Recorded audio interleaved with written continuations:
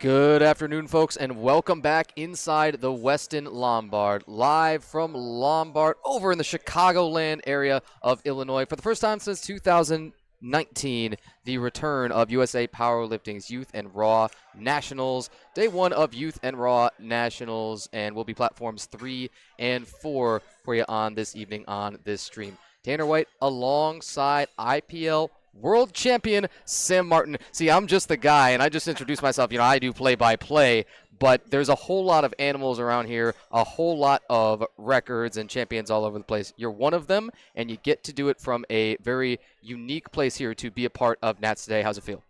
Honestly, it feels fantastic to be back in a powerlifting space again. Being in the Midwest, having USAPL Raw Nats just here back in Lombard, like you said, for the first time since 2019, is really, really special. We had some tornadoes rolling through last night, but that's not going to stop the action today. Yeah, you bet. I was quite literally like rolling back as I made my return to my hotel in kind of the northwest of Indiana, about an hour from here, into the tornado. And the Faith carried me on through, and then, make it back here for the early morning session. I think you have picked the better session out of them to take on. We're scheduled for the 2:30 p.m. Central, 3:30 p.m. Eastern start, and those attempt timers just about to start running down. Once that first bar is loaded, call, you get exactly how long to take that attempt. 60 seconds, Tanner. Yes, you do.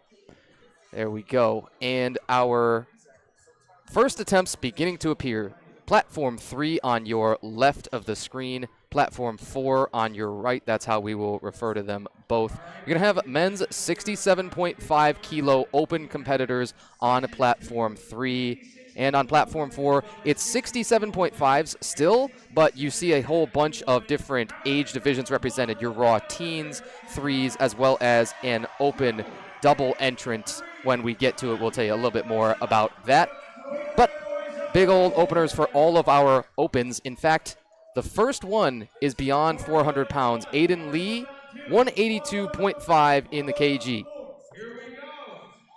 You know what, Tanner? All that tells me is that we're about to have a great session when the squats open over 400 pounds, and there's no place to go but up. I cannot wait to see what's going to fall today.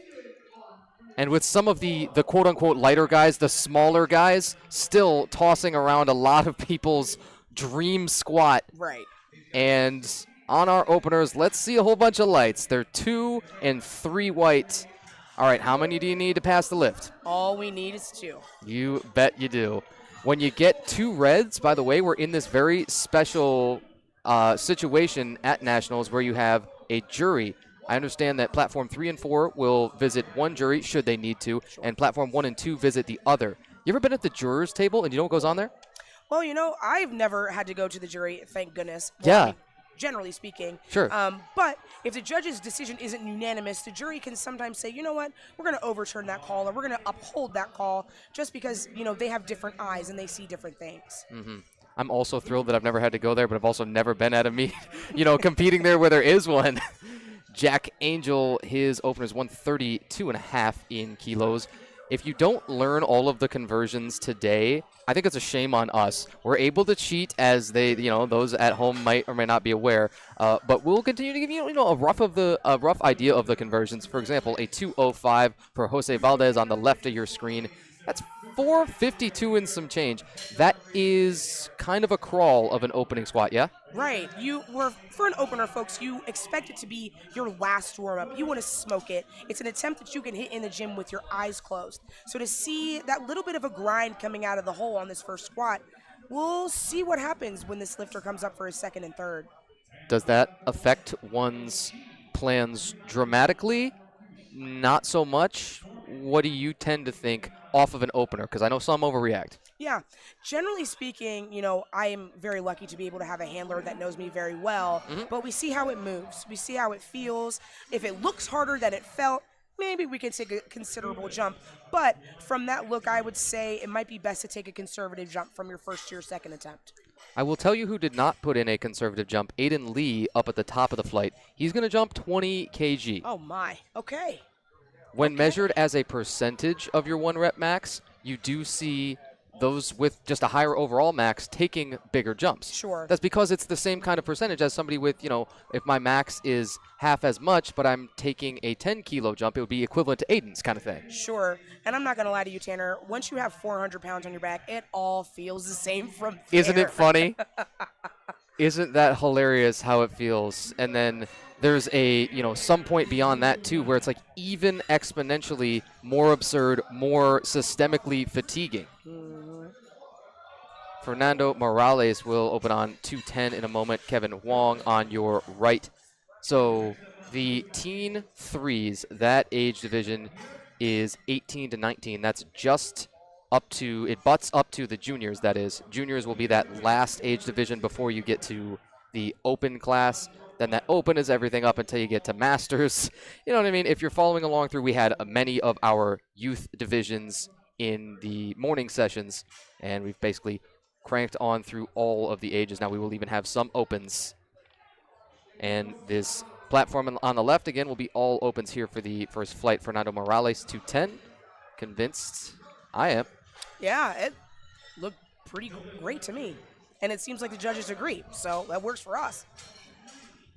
Just 6 lifters in Flight D for Platform 3. That's going to be one of the, I shouldn't say this, right, and it's far too early in the session, but I'll knock on wood. I'll say that's going to be one of the quickest flights that we've ever seen. 100% agree. You get 3 attempts for each of those 3 disciplines, the squat, the bench press, and the deadlift. But you progress through everybody's flights. That is Flight D. Everybody will hit their 3 squat attempts. Then we move down to what we'll call Flight E. It'll be the 5th overall flight that's taken place on Platform 3 for the day. And the same thing with Flight F. Then we get that 10 minutes of changeover time, and the squat magically becomes the bench press when it comes back onto our screen. Last couple of openers are equivalent. It's Dat Nguyen on 225 as well as Adam Diaz. Now, my favorite subject in the world, the most fascinating thing about powerlifting, of course, is lot numbers. Sure. You know what I mean? But it's funny because it does factor often, and with really close races when they start to heat up, with really close battles within a class, it can matter for a few reasons. There's weigh-ins and body weight. We're going to talk a little bit about that because I mentioned Adam Diaz was very close to the weight cap for this class. Yeah. So, folks, if you're really trying to figure out what does body weight have to do with it, we have lovely coefficients to determine how strong are you really, because in powerlifting, we love math, we love coefficients. So, generally speaking, we take the body weight ratio to total weight lifted, and you can determine a ratio off of that.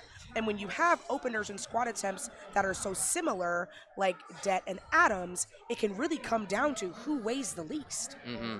That is, if they have the same total, Correct. Then that's your next tiebreaker, right? Right. Mm-hmm. Jack Pruzik, all of these teenagers from this point onward in that 3 wheels kind of range or more. That 170 kg, when you're training in the gym, when you don't have the competition collars on, everybody knows that's 3 reds. Yep. But talk to us about loading the barbell, too. I'm so glad that I do not have to be a loader this entire week. But talk to us about when you do have to load that barbell. Talk to us about denominations and that kind of thing. Yeah, so when we think about reds, when we think about our numbers on the bar, one of the things that you don't necessarily have in a gym that you have in competition are weighted collars. Yep. So that can add 2.5 kilos to both sides. So typically speaking, what you think you might be lifting in the gym doesn't always translate to the platform. And especially on bench, I know that would psych me out big time. Uh-huh. Just seeing it and you say, this doesn't look exactly the same as I've trained for these months and months to have. Right. Do you have a coach, a handler, who will put the weight on the bar for you? That is, they will go up to the table and you will not? Because some do, right? No, I'm the type of person, I like to know what we do or what we're going to do. Yeah. And my coach and I will chat for, the week of the meet. All right, what are we thinking about hitting? My openers are always ones that I'm smoking. No doubt in my mind, we're going to get a number on the board. Our second attempts, maybe we'll take some conservative jumps, more so for bench than squat and deadlift. But deadlift is my time to play, so we really just go full throttle, open everything up, and leave it all on the platform, and it's a lot of fun. I've been really lucky that my coach Ethan knows me so well that we create a great product almost every time. Time to play, says Sam. Thank you very much for a caption on everybody's meet recaps we hope to see. Time to play. Very nice. It's Sterling Walker back out. His second squat here is going to be 217.5. Second attempts again on flight D on platform 3 because a much shorter flight. That turnaround, and then when we move on to the next flight, it's going to come a little bit quicker. This should be, again, knock on wood, the platform that is ahead for this probably entire session. 10 kg jump there, Sterling Walker. Second verse, roughly same as the first. Owen Enox on your right is a 190 opener. He was a little underweight for the class, or that is below the weight cap at 64.15. Okay. And so wiggle room is strange. Travel is even stranger. If you've flown, if you've sat for a really long time in a car or whatever, it's kind of unpredictable, right? How do you manage body weight as relative to your weight class cap? Yeah. One of the really fantastic things about being a super heavyweight lifter is that anything over 198 pounds for me is fair game. So of course, we talk about having a slender conservative cut to maybe get the coefficient to be good. But generally speaking, that's not something I have to worry about. And it's nice. I also know that some other athletes go through a variety of different methods to either gain or lose weight to be able to make it in that cap to where they feel that they'll be the most competitive. But one thing that I'll say is if anybody's listening to this on the stream, don't let a weight class hold you back from being a phenomenal lifter, okay? A weight class is just a little parameter. You can do fantastic things in the 48 kilo class or in the super heavyweight class like me, There are lots of fantastic opportunities in all weight classes that you can take advantage of. And it's every different age division being represented here within the 67.5s, kind of all following each other, all juxtaposed, that makes that quite so obvious. Here is Matthew Hernandez. He's going to be under a 205 opener. He is at the bottom of his flight. Because you progress through in order of lightest to heaviest, that means he's got the biggest opener by far. Wow. That's +5 over everybody in the flight. I have been laughing and making this joke a couple of times. That is, in fact, 2 reds. It's from the center and the right. So, again, what can he do about it? Yeah. Generally speaking, if he's getting 2 reds, that means that he didn't get deep enough on depth. Yep. So for our folks at home, you're looking from the front, so you might not be able to see it too clearly, but your hips have to be lower than your knees. And if we see a red from either front judge or side judges, he didn't get deep enough. So when in doubt, I always tell my friends, you got to go deeper. Always got to go deeper. Adam Diaz and Dat Win with identical attempts still coming. Wow, that is monstrous in the midpoint. Adam had to spend quite a while and a whole bunch of energy on that too. It does pass 2-1. Yeah, I wonder what he'll do for his third, especially because, there could be a number of reasons why he got that, but it looked a little slow for a second. That blue card came in with the red light. Causes for blue card on squat? There can be quite a few reasons. There can be some up-down motion. So when you're coming up from the hole of the squat, it has to rise all the way. There could also be some issues with soft knees upon lockout. Technical things when it comes to the blue cards on the lift is what we'll see. And fun fact, Adam Diaz will not take a third squat. That took everything out of him. Yeah. That's understandable. I figured it would. And it's a successful squat attempt. Nothing wrong with just leaving it there and getting ready for bench. For what it's worth, he also has the heaviest bench opener. That's brilliant. Little gamesmanship, right? Very nice. Joel Valdez, his 215 will give him all he wanted and more, but it should pass by us. Now, again, we got the agonizing weight on the lights. Sometimes, never mind, not going to pass on the sides. Yeah, it's a lot easier to see and make that depth determination from the side than it is from the front.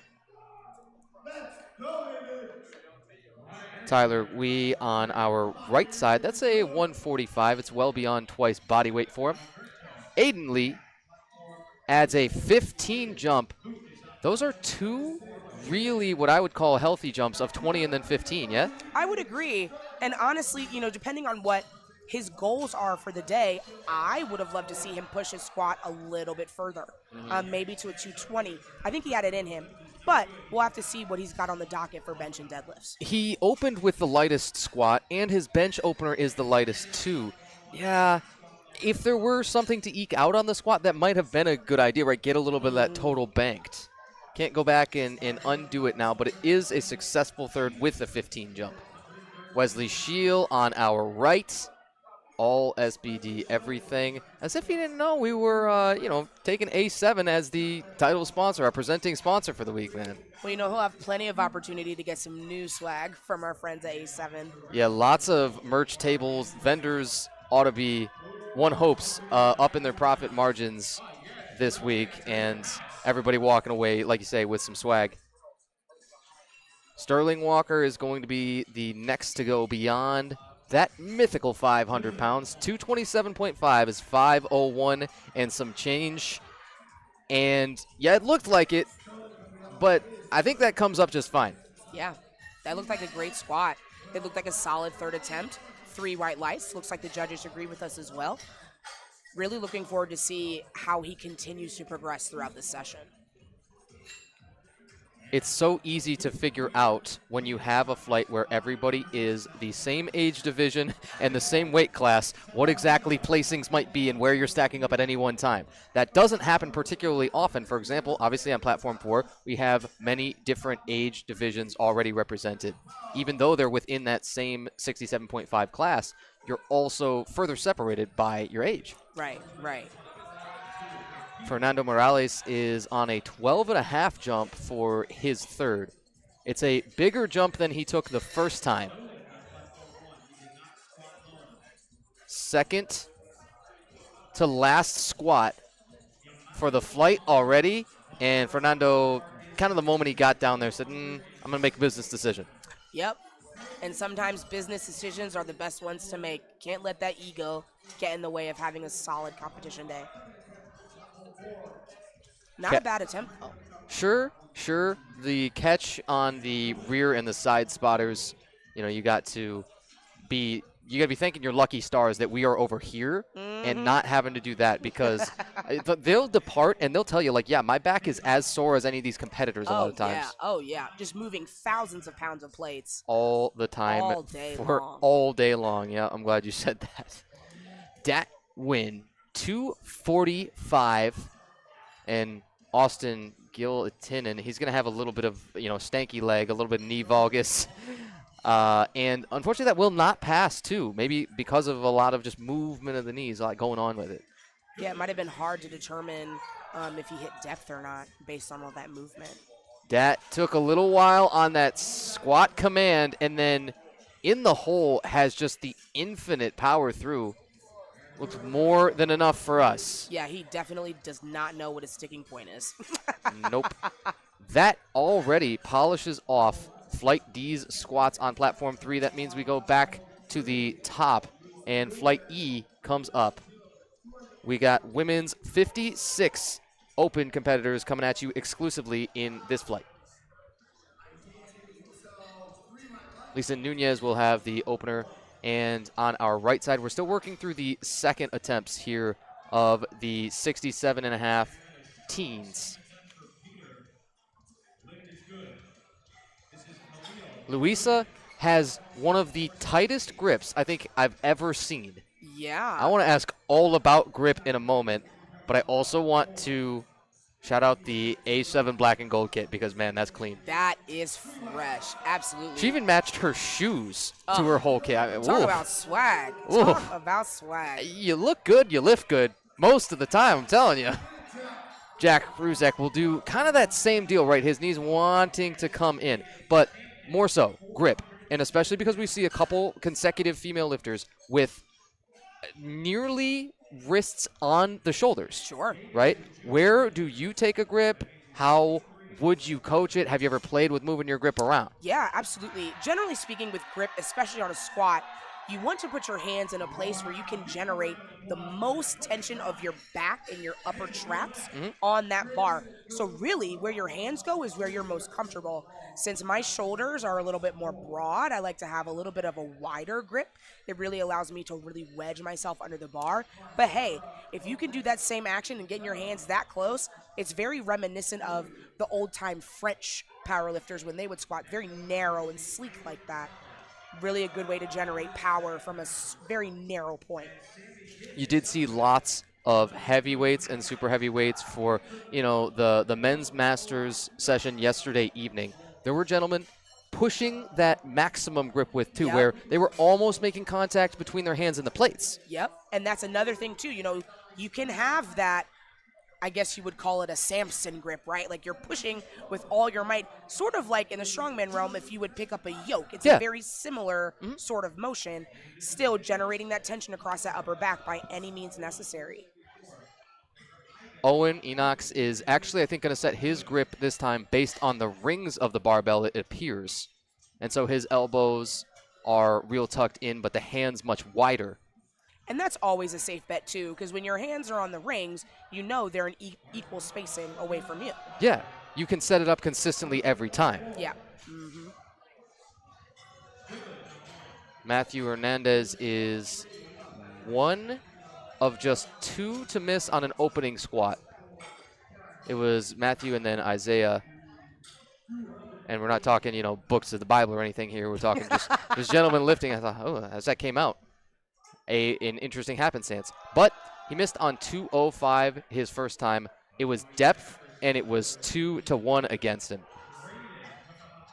This 205, second try.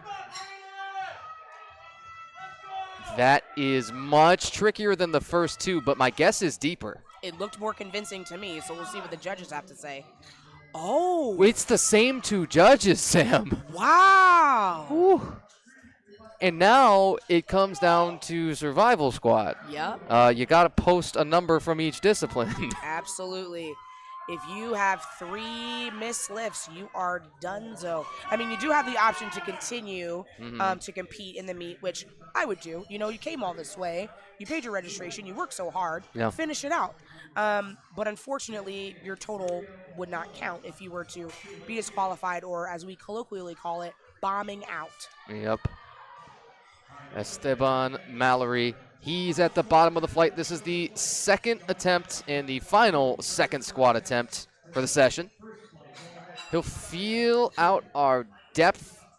We're guessing more than enough. The Team USA singlets, and that's more often earned than bought, you know what I mean? 100%. 100%. We've seen a few already rocking those that we know were earned. Delaney Sousley, USAPL Michigan State's primetime state champion, and then also collegiate Nats competitor. She was, again, just in our earlier session this morning. Didn't catch all of her placings, but again, we'll cheat at some point and look those up for you. And so many others that have represented or will represent on a national stage. Yeah. The Team USA as well. Kathy Lay, her opener 135. Again, women's 56s on your left. Dylan is out of gas on a 135. Yeah, it was a pretty aggressive jump, especially seeing how his second squat moved. But I really applaud him for shooting for the rafters on that one. That was the first of the third squats on platform 4. There's so many ordinal words here, so many sequential things to follow with you. That's why when we introduce the topic, we'll chat about it for a second and probably explain what exactly the heck is going on. Jack taking a moment to get that squat command, hung out there a while, and then did that cost him any? Might have. Yeah, it might have. Folks, if you're standing there wondering why would somebody might not get the start command, generally speaking, how you start your squat is how you finish your squat. Knees locked, chest up, eyes up, looking at the head judge, signaling hey, I'm ready to squat this. Yeah. And once all of the judges have seen, okay, this lifter is ready, you'll get the command and you'll start. But if you're taking your sweet time up there on that bar, that bar is going to be on your back for as long as you're there for, You for bet. 60 seconds. Yeah, it's going to feel like hours. Yeah. And then you see the video back, you said, no way, it was only that long. Tyler Hui, another 10-kilo jump for him. The first one, good. The second, a little bit rocky, little shifty. But that should come up in, excuse me. Wow. Excuse Okay. me. So, again, the center and the right. That's been the more common depth calls that we've seen have come from those two Yeah. on this platform. And we saw that on that last squat, he had a bit of a hip shift. Mhm. So, of course, it very is likely he could have sunk it really convincingly on one side, but the other hip just didn't want to get down. Yeah. I think that's one of the most dreaded two-word phrases in the sport is hip shift. Yep. Yep. It can be so difficult to even try and correct on the fly. Someday I'll figure it out in, myself and others what you really should do about it. Right. You know what I mean? Wesley Scheel. He'll also hit a somewhat early slowdown to it, and then still I think beyond that he's worked through and it's polished off.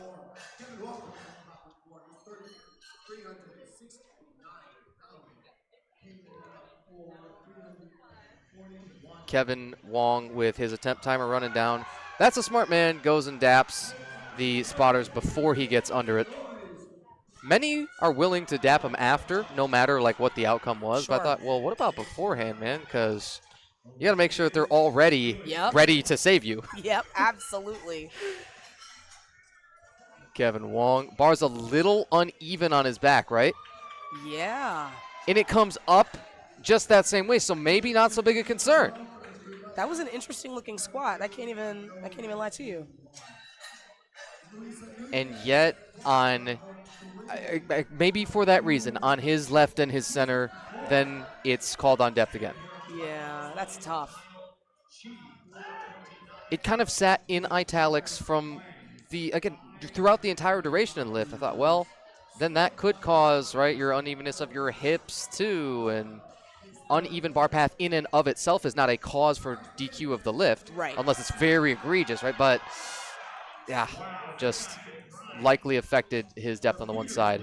Sladen Fosberg on 170, and with the double bounce, he's got to have that hauled off of him with the 170, not quite there. Second attempt's coming on the left side of your screen with the women's open 56 kg competitors.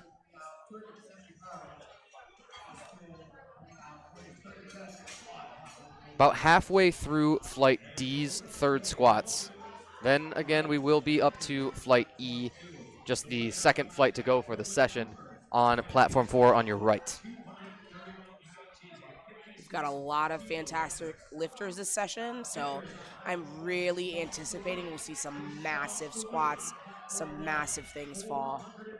Everybody expects it out of the huge classes. Yeah. Everybody expects it out of the open, super heavy, whatevers. And then you get into some of the lightest classes, and there's still a bunch of animals, and you just realize again and again that there's levels in the sport. Levels, absolutely. Absolutely. Jack Hruzik on 190, his third squat. And he's taken some pretty consistent jumps here, so I wouldn't be surprised if we saw 3 white lights from him again on this third. He will have that tremendously narrow grip. Like we say, the wrist is essentially on his shoulder joint. It's about as narrow as you could possibly get it. And his left foot, as the ankle starts to roll, that's going to be really tough to regain the balance. Yeah, that's tough. That's really tough. It was a good fight. So this is a great question right there, because we saw the foot rolled and the shoe was kind of moving around. What do you do about footwear for your squat? Yeah, I have been able to move back and forth, but I found that I do best in a heeled shoe or Yeah. a weightlifting lifter shoe, just because my ankle mobility is, not where it could be, so I could do it on flats. But the toe box is a little bit wider. It adds more stability through the floor. I can grip the platform a little bit better. But really, at the end of the day, it's user preference. But I will say, if your foot is rolling like that, you might want to invest in a different shoe. Yeah. invest. I agree, because I've worn the Nike Romaleos, and they can carry a $200 price tag. I would not even lie about it. Yeah. Happened to get mine heavily on sale, but even so yeah, that put a little dent in me. And I'm like everybody else, waffling right now anyway. What do I really want to do, like, consistently full time? And I'm not 100% sure. That's the fun of it, though, is playing around with it. But then when it creeps up on the platform, you think, oh, okay, not so fun. Tara Thomas, 135 on your left. James Long, 190. Gave him everything he wanted and then some. Still likely to be there. Very nice. Yeah, he absolutely sunk that. Depth was undeniable. And that's really what you want to look for when you're setting up your squat, making everything undeniable so there's no way the officials can give you a red light. Isaiah, Owen, Matthew, and Esteban in that order. The last three, or pardon us, the final 4 third squats of Flight D on Platform 4. And I believe that's all the pretty big, too. identifiers. Isaiah's 20 keys, just from the moment that came out of the racks, I thought, that's a ton to jump. Yep. And sometimes you just know. I'm also cheating looking ahead, and I'm seeing he's going to make up for it big time on deadlifts. He has he's the second heaviest deadlift opener, and it's almost 4 times body weight to open with. Wow. I don't even want to look at it now. I want to turn away and forget that I saw it. Oh, I'm sure we'll be just as surprised again once he comes back and opens with it. Yeah, that's one of those two. If you should have anything go very awry with your squat and or your bench, it's really nice to have that in your back pocket. Right, to know that, well, absolutely. my pull will probably make up for it. All right, first replace command coming here. Tell me what's happening with Owen. Yeah, so Owen is getting a signal to replace the bar. So when we talked about earlier, making sure everything is set and ready to go, if you're getting the replace command, usually you're not locked out all the way in your knees, your chest is not in the good upright position, so you see him getting reset to be extra straight and undeniable so he can get that start command. He beat the buzzer by a single second for his attempt timer, but that's too much time to hang out. It's too much time under that very heavy weight. And you give it enough time, any weight will fold you. It sure will. It sure will. And of course, the hilarious part is that I'm speaking from experience. You've recently seen from me, right? Yeah. Where it was frankly down to my own preparation and execution, but trying to hold a third squat that I wasn't prepared to hold for long enough, and then was not upright enough myself to get that squat command. I have been there without the replace command coming, though, and then resulted in a third just like that where, yeah, sometimes you're not ready to hold it. Matthew Hernandez on a survival squat. Come on. Let's see. Gimme, please, respectfully, and thank you. Oh, yeah, that's what we want. Whew. So everybody still is going to post a number. That is great news. Still the same for our women's competitors, as we've only had one single missed squat attempt. Do you agree? I had Quayla Hardwick mention this yesterday in the evening session too, that often female competitors are able to separate ego more from what is there on the day than male competitors. And I cracked up with her, and she said that, no, I believe that of myself, and I believe that of other female competitors. Yeah, I would absolutely agree, especially, talking through my attempts with my coach. We want to be ambitious, Yeah. but we also want to be realistic. It can be so tempting to just load it up all on the bar and just see what happens and, just give it all you got. But at the end of the day, you still need to put a number on the board.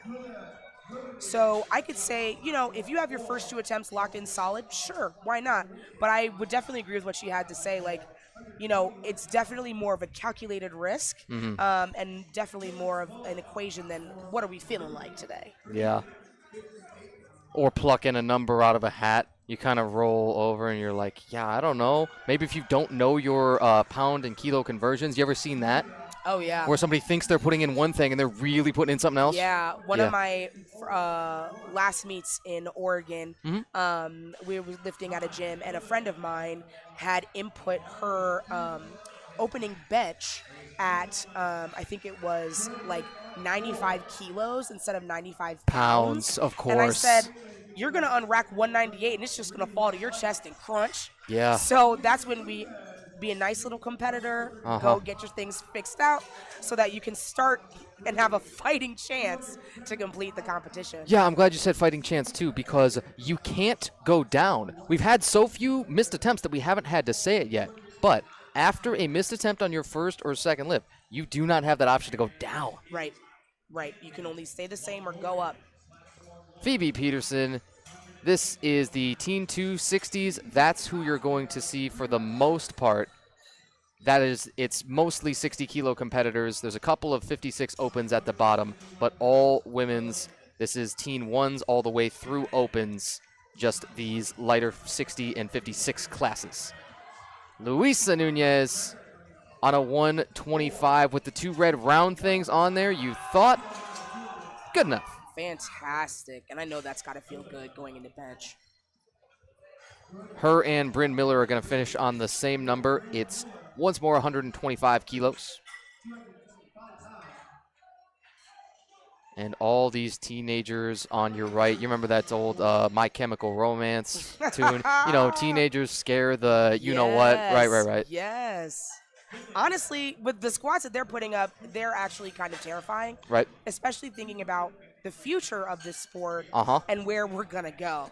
The way we are selecting, like, out of a bigger talent pool at all times every year as it goes along, the cream of the crop is going to continue to get better, and the average is going up. Like, everything is skewing to the right on the curve. You know what I mean? Yep.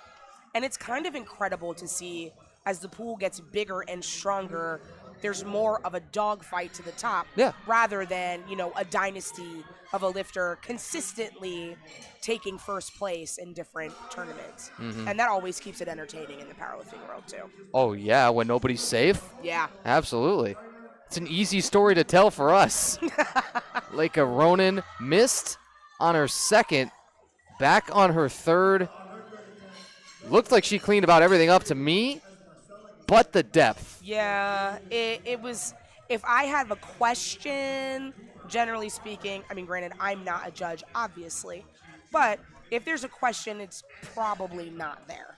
Yeah, that's what they always tell you is that's probably the number one cause for failure in all of powerlifting is just not achieving the depth on that squat. That's like the number one cause of a red light. Yep.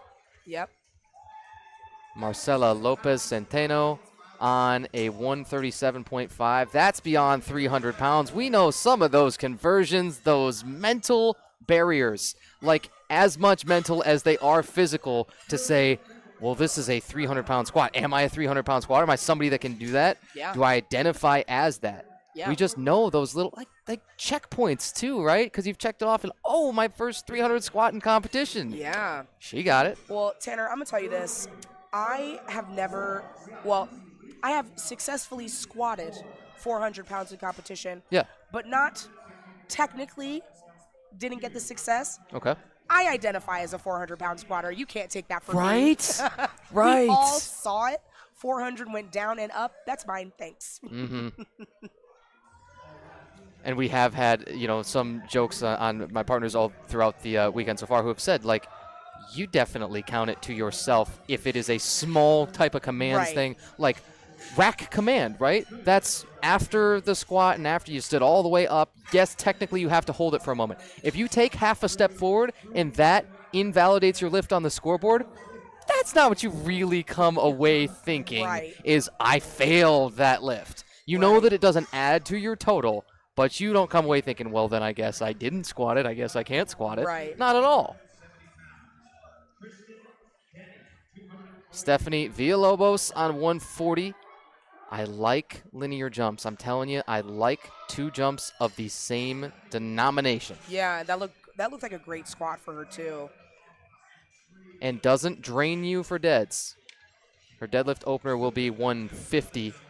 Most will deadlift more than they squat, and some have a curious case of squat build like yours truly, you know what I mean? But then for the first time ever, right, again, you just happened to witness at my last competition where I did it for the first time ever in my life. For the only day of my life was stronger on deadlift than I was on squat. Yeah, I mean, that's typically how it goes for me, but I would, in my powerlifting days, I definitely would have considered myself a deadlift specialist because, you can be ahead of me on squat and bench all you want to. But like I said, deadlift is time to play. That's where I shine. And And I'm you gonna leave you in the had dust. you have some opportunities to pull for the win from even from back behind somebody before? Absolutely. Is that not just intoxicating? It's beautiful. And especially when I would get a state record on top of that, I Yeah. absolutely just relish that so much. So cool. A place I hope to find myself eventually with my deadlift. Oh, you will absolutely be there, Tanner. Absolutely be there. Y'all, Tanner is selling himself short. He is a fantastic lifter. Fantastic lifter. I can't say the Fed, you know what I mean? Yeah. That's okay, we've been through this before. Hey, look, on the left side of your screen, a third attempt for a TN fan of 150. Yeah, 330. That's a sizable third squat, especially from the 56. Almost 3 times body weight here. All of the 56s from this point onward, well into that 2.5, near 3 times body weight. It's probably the right call. I don't know if another 2.5 comes up, but Yeah. that certainly does. Yeah. Wow. She got 3 white lights on that one. Hannah Malloy. She is, like we tell you, there's a couple of open 56s at the very bottom of Flight E on your right. It is just Gianna Andrews and Hannah Malloy. So they both put their successful openers up. Or pardon us, Victoria Tran is the other competitor there. All right, 3 more squats out of Flight E on platform 3. And the 2 identical ones coming up are huge. So I'm not sure what descriptor I want to use for the last one coming up, which is 15 beyond both of them. I'll have to think of Massive. something. Yeah, that's a good start. Unconscionable. Right? My word of the day calendar, I'll flip back through, but those are some really good ones. Sarah's got hers done and dusted at 152.5.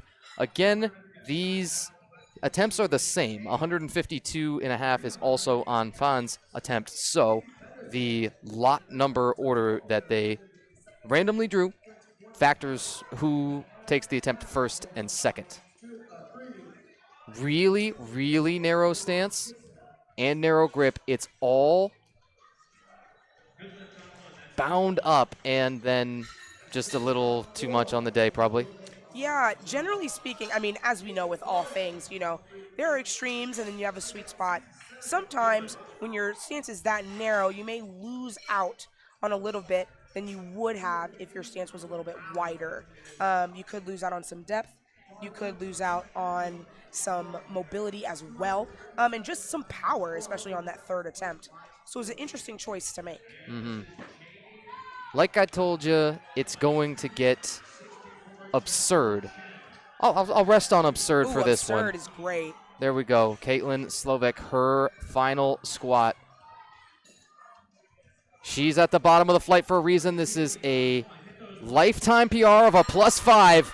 And if there's anything in the tank, I think we would have seen it. She's already got a PR match, but a +5, if that were a 2.5, I'm almost certain it comes up. Yeah. Yeah. And Still, it's just so close on that third attempt, it really can go either way. She likely, again, just glancing at openers, as she features towards the bottom for both bench and deadlift openers, she'll be all right. Yeah. That's losing, 5 off your total. You'd rather have that than taking any further jumps. 100%. All right.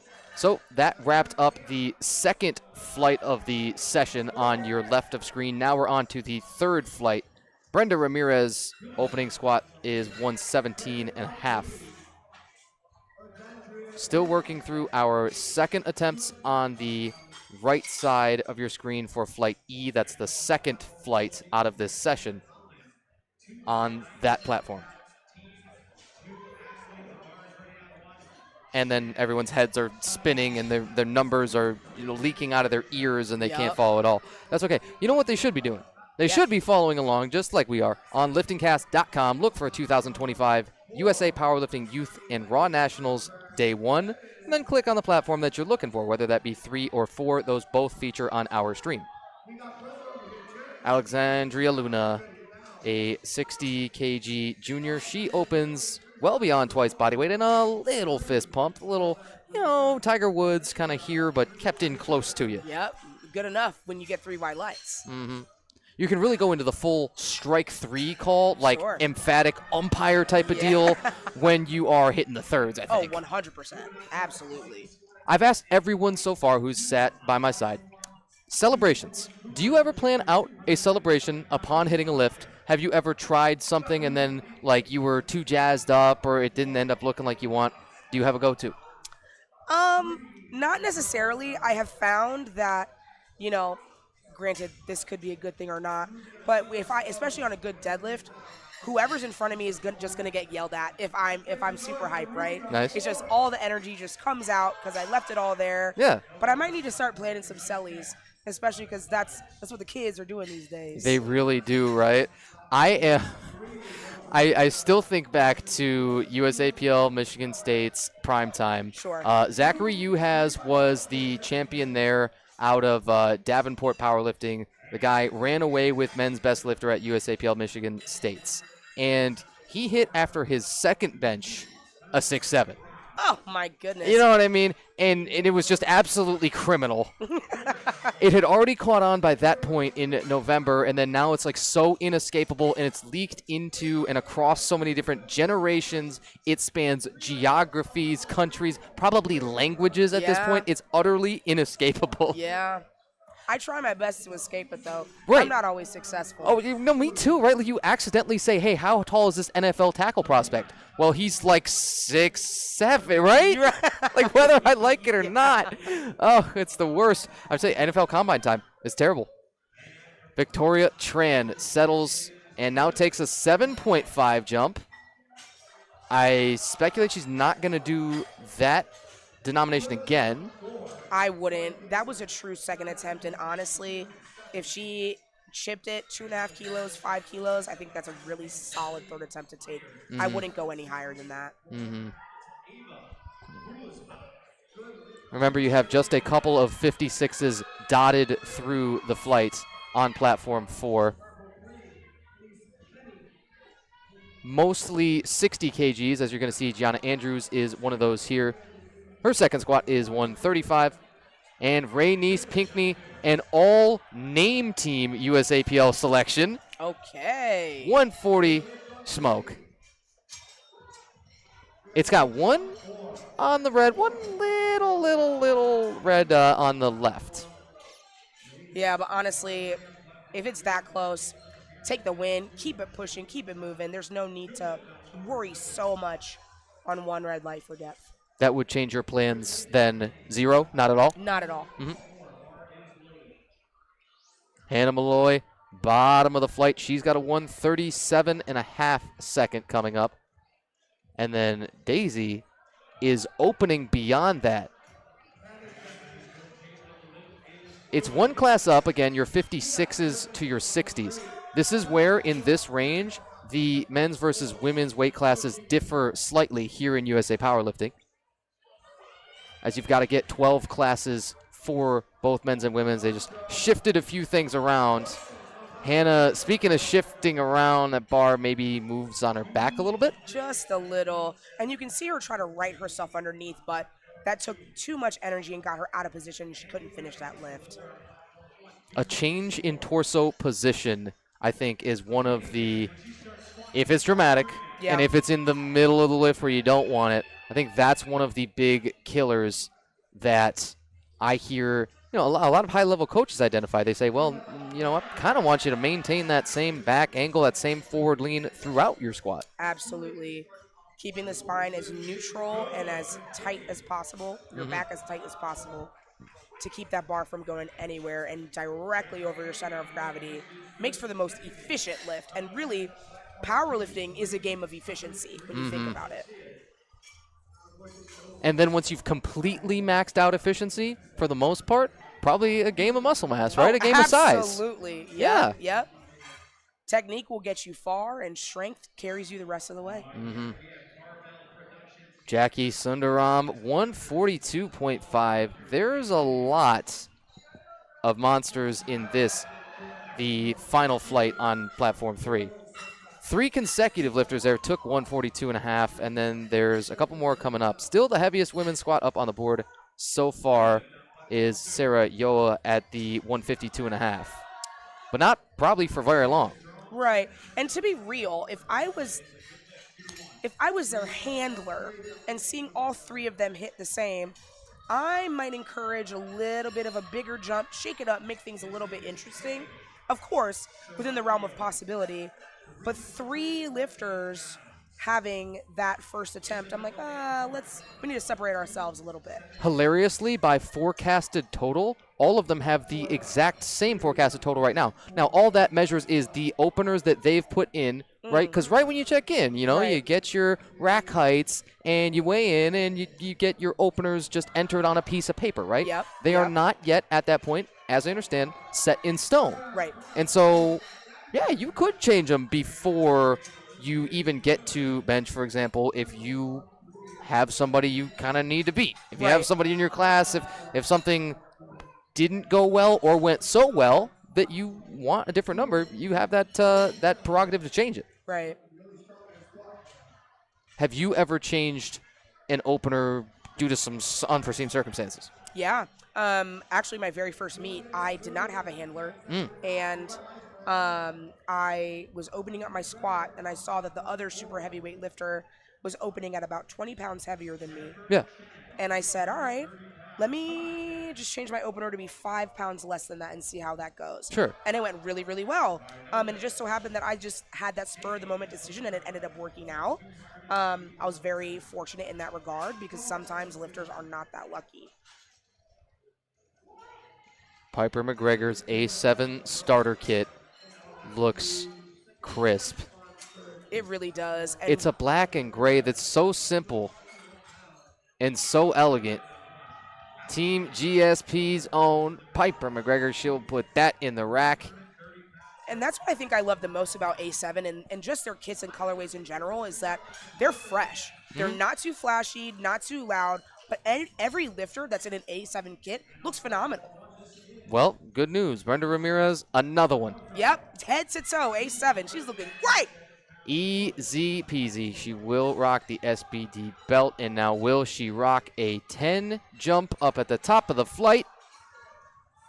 Wow, is there a lot happening from both knees, but it never stops. Right. Okay. So that one blue card, again, usually a bar path kind of thing. Is that the up and down? Yeah, I can imagine so. Especially if there's a pause and the bar dips just a bit, that counts as that downward motion. Ratsani has gassed herself. That 127.5, not quite there, and one of the longer squat grinds that we've seen attempted. Yeah, and I know we've talked about quite a bit about leaving some kilos on the table, Yep. which isn't a bad thing. But I also know, too, that when I'm done at the end of the day, I don't ever want to say that I left something on the table. And I think that last squat was a really good example of leaving it all there and really getting the most that you could out of that movement for the day. Sure. Ruby Leach might have a little bit of that thought in her as well. This is a 10 jump after missing the opener and going just a 2.5 jump the first time. It's a little bit unconventional, but her first miss was on depth only. Okay. Nothing technically else to look at. And I think, by me, that's great. 132.5. Yeah, that moved well. Yes, please. Cash. All right. All right. Brilliant. Lily Eckmeyer on our left, 137.5. Out of the juniors, remember that's your last age division before you get into the open class. Juniors 20 to 23, open 24 through 39, although you can double enter. You can enter multiple age divisions should you choose. Guess what? You pay an additional registration fee. You sure do, too. You sure do, huh? I mean, but at the end of the day, if you can clean up and get that extra hardware, it might be worth it. It's true. There are some real big checks. Did you walk by the table with the really big checks on I it? did. Uh-huh. Yeah, those are real. I think you can sign those and take them to the window and put them in the little slot at the. Right. Yeah. Anyway, Victoria Tran, 135 to polish. Nice round number, not quite. A spotter and a loader. Be sure to thank yours. Whoever you've got, wherever you are, no matter the meet, thank yours. But more so for this whole week. I mean, you want to talk about guys that need a raise, guys and girls that need a raise? Oh, absolutely. Hundreds of lifters throughout this week of competition, and they've just been moving the weights and moving the racks and just grinding, making sure that everything is as perfect as possible. Really, the meets couldn't go on without them. Not a chance. Diana Rodriguez, 142.5. And by the way, your spotter on the right of platform 4, Nick Stevens, is also a commentator and has been on many of these sessions already. Fantastic. Fantastic. Hannah once more says, I'm going to shake that off on the 137.5. Not quite. She will have to sit on 130 from her opener. 130 is a respectable squat. Oh, you bet. Definitely a good number to bring into bench as well. Gianna Andrews and Mr. Gino looks on at Gino Powerlifting.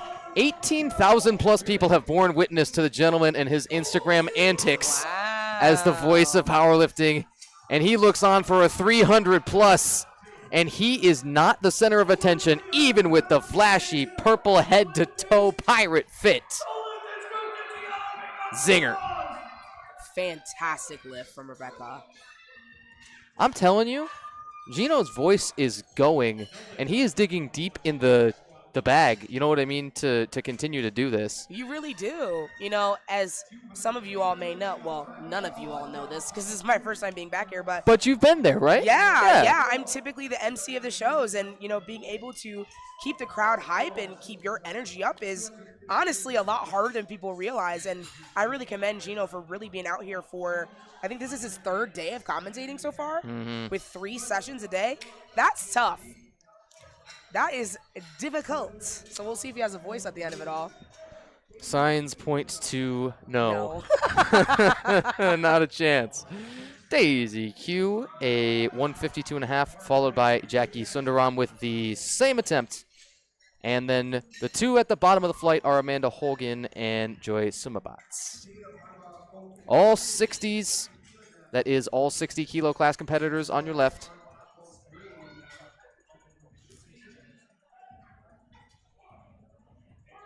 Daisy got a real nice and audible squat command. We could hear that even outside of the headphones, right? Oh, yeah. We love that. I love that, too, because it matters who your head referee is. It matters literally who is calling that out. Some are just more audible than others. They're just louder, right? Yeah. I don't think you and I have to work real hard to be loud, but you know what I'm saying? Yeah. It depends on who your judge is in all seriousness and in practicality on the platform, if you hear them well or not. Yep. That's why I've seen some head refs kind of looks like you're up in your grill. Yeah. But I've also seen them do that for the hearing impaired and deaf, of exactly. course, can have hand signals and those kind of things Yep. for the inclusivity of it all. Yeah. I know at the Arnold for USAPL, University of Michigan did parabench. Yeah. And one of the things that the adaptive athlete did, because I'm pretty sure they were visually impaired or also had some hearing impairment, the ref touched them to denote the signal. Really? Very lightly. Sure. So that they knew what they needed to do. And I'm not going to lie to you, what USAPL has done for inclusivity as far as bringing parabench to a state and national stage has been really amazing and really showing us all what it means to have powerlifting be a sport for everyone. If that were ever more evident than this week, I don't think we've seen it. Yeah.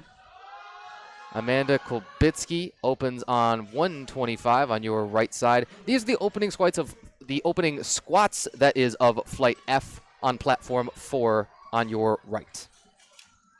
Heaviest opener at the bottom here, Lillian Wynn at 150 when we get down there. She is one of those who will double enter junior and open. Oh, yeah, why not? If you've got all the big openers and we're cheating and we're seeing, wow, she has a ton of big openers, she'll be fine. Oh, yeah. And that is, in this case, done just for the love of the game, but the higher level competition. Absolutely. Absolutely. And really what they say, I mean, in powerlifting and sport in general, you get better by competing against the best. Yeah. And by double dipping in that way, you really get to push yourself against peers that you do know maybe, and folks that you've just met, and you can really see where the bar is and how high you can set it for yourself. Isn't it funny making incredibly good friends with those who you have like just met, and where the community will bring you together for a few hours time on, well, let's say it's a Friday. Typically you would say a Saturday, right? But literally brings you together for a few hours time, and then you make years and even lifelong friends. Yeah, it's kind of amazing. I don't know if I would call it like a trauma bond. It can be. You know. It depends. Like, what kind of day are you having, right? Right, exactly. What's the bar been doing to you? Yeah. That is just as good a way to make a friend. Like, yes, I got folded by my second 2 squats, and yes, this person saved my life when they caught it. Yeah. But, of course, there is the competition. There is, maybe we were head-to-head battling. Maybe we were just supporting each other. Maybe we were on the same warm-up rack, and we found we had other common interests. That crazy, just little coincidences that bring people together. And as a competitor, like I'll even say personally, I want you to hit every goal that you've ever set for yourself. I want you to do the best that you can possibly do, except if that means beating me. That can't happen. Nice. Well, yeah. Only fair. Got to keep it somewhat competitive. Agreed. Brenda Ramirez, a lifetime +5 on the platform. Yes! Ooh, that's about all she was going to get on the day, but she's got it secured. We love to see that. That's what it's all about, really. She had the PR chip already in the bag, too. It was 125, her previous PR at Indiana State's. Got another 2.5 from what she put onto that. I mean, that is a limit lift. Yeah, I mean, 2.5 kilograms on a squat in about 4 months. That's work.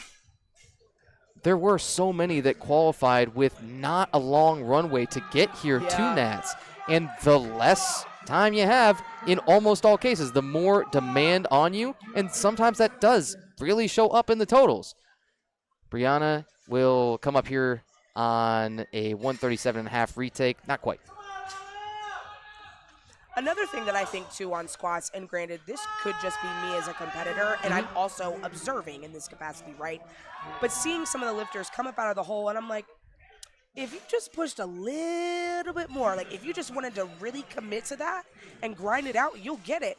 And sometimes I wonder, how short do we sell ourselves when we call it early? Could be. Yeah. Could be. But grinding is a skill. You got to practice it. It's a specific skill. Very, very true. Yeah. Let's find out if Lily Eichmeyer gets here with a competition best.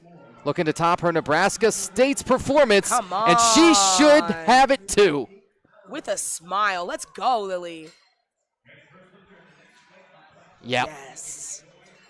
The worst couple of seconds in the world of powerlifting is when we're not certain those lights are going to come. When we think they should, but we haven't seen them yet. Olivia Presto, 140 opener. Hello on your right. Yeah. You want to know what a textbook opener looks like, just look to Olivia Presto. Yeah, that's scorched. I am very surprised to see that red lighted from the front. I'm going to be the first to say that. Yeah. But, again, I think that should probably change your plan, like literally not at all. No, yeah. And especially, too, because, you know, there have been squats where the power is there, right? And if you miss on depth, okay, we're not going to dwell on that. We're going to move up, focus on technical improvements, sink it, and stand right back up. Rainice Pinkney. She will take her third squat. Yeah, that second squat was a little high, so I think if she just has a little bit of patience, solid brace, and really groove through it, she'll be great. The strength is there. She's just got to sink it. She's taken attempts as heavy as 147.5 a couple of times. This is 145. It would still be a competition PR. My question's going to be on depth, Sam. Yeah, that's Tell you the mine truth. too. Yeah, looked a little high. Yep, and it was. On both sides, red lighted on the depth. You bet. But I will say, when we look at things like that, I think, I always like to think about the wins, right? She took a squat 2.5 kilos less than her personal best twice and was able to complete that twice. If I'm her coach, we're starting with that number back at the drawing board. I'm not going to let some depth discourage you from having a great rest of your day, especially knowing you hit that number. Alexandria Luna up next. It's 2 jumps of 10 apiece. All of the juniors looking senior. Oh, yeah. Really looking like some seasoned lifters on this platform. 3 white lights. We'd love to see it. And that was a plus 7.5 comp PR. Brilliantly done. Yeah, that's a big number to make a leap for. And that was CNATS last year, USAPL Collegiate Nats. Oh, I mean, wow. Okay. That's even so within, 14 months' time. If you could continually stack your 7.5s all the time, those are huge wins. Yeah. Daisy, another 152.5. This is a retake, but apparently it's an opener too. Never mind. That's what I'm saying. Like what? Come on, Daisy. So sandbag until you get to the third, and then be like, okay, now we got to work. Come on. I would even still say that looked a little bit of a sandbag to me.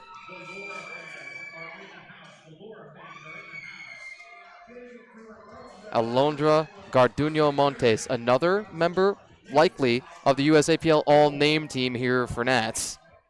She's under 155. This is a plus 10 comp PR. The way 150 moved, I suspect that she'll get this one pretty solidly. Qualified at West Regionals and comes out way on top. She said, yeah. Yeah, she knew it. Yup. Into the rack, 155. And, oh no. No, that's not right. Lock in the plus 10. Yeah, let's go. Let's go.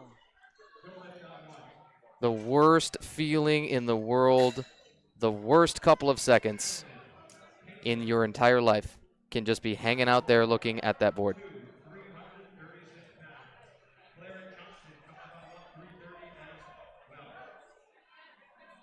Amanda Kolbitsky, 132.5.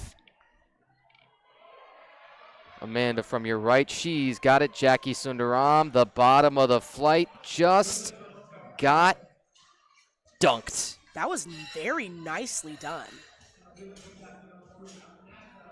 Yeah, didn't look like a lot of struggle. Granted, a little bit of a stick coming out of the hole, but very technically sound squat. Amanda Hogan is up next. Her 160, I misspoke. We actually have 2 further lifters to polish this flight off. Amanda's comp squat best. I'm struggling to believe this to a degree. Her comp squat best was 145 coming in. This is plus 15. Qualified in January at Texas States. Okay. And now is 15 beyond that 5 months later. Part of me wonders if this was we're going to have a meet, get some numbers on the board, get a qualifying total, and then we really shoot for it and see what happens. And it looks like she's having a lot of success with that strategy. You think? On a 160. Ooh, tricky and sticky at the top. Let's see. My guess is yes. Bang. Yeah. There's nothing I like to see more than 3 white lights and a lifter, rightfully so, celebrating that accomplishment. You bet. Plus 15 comp squat PR. That's one of the bigger PRs that you could ever imagine, I want to say, going into a meet to a degree. Like, there is only the number one predictor of increased performance in the sport is time. Yep. You cannot, go from a 200 kilo total to a 500 kilo total in one meet. Right. 5, probably not. 10, maybe. 20 meets? Okay, maybe, right? Then we start to talk. Time is that undefeated all-time champion. That is how you put it in. That is why from your youths up through your open years and even into your masters, you can continue to get stronger at all times because you put in that time. Joy has done precisely that. From regionals, she hit a 160 PR to qualify here and just out of gas with the 165 at the end. That does polish off Platform 3's squats for the session. Joy Sumabat came up a hair shy on 165 for the heaviest women's squat of the day. So that means when we take Platform 3 away, we're down to just Platform 4. That 10-minute timer begins to run right now between the squats and the bench presses on Platform 3. It'll magically reappear when we're ready for bench. Well, alrighty then. Kirsten Anderson, a miss on 135 to open, and on a 140, you should have it back. There we go. Yeah. Yeah, that looked really solid.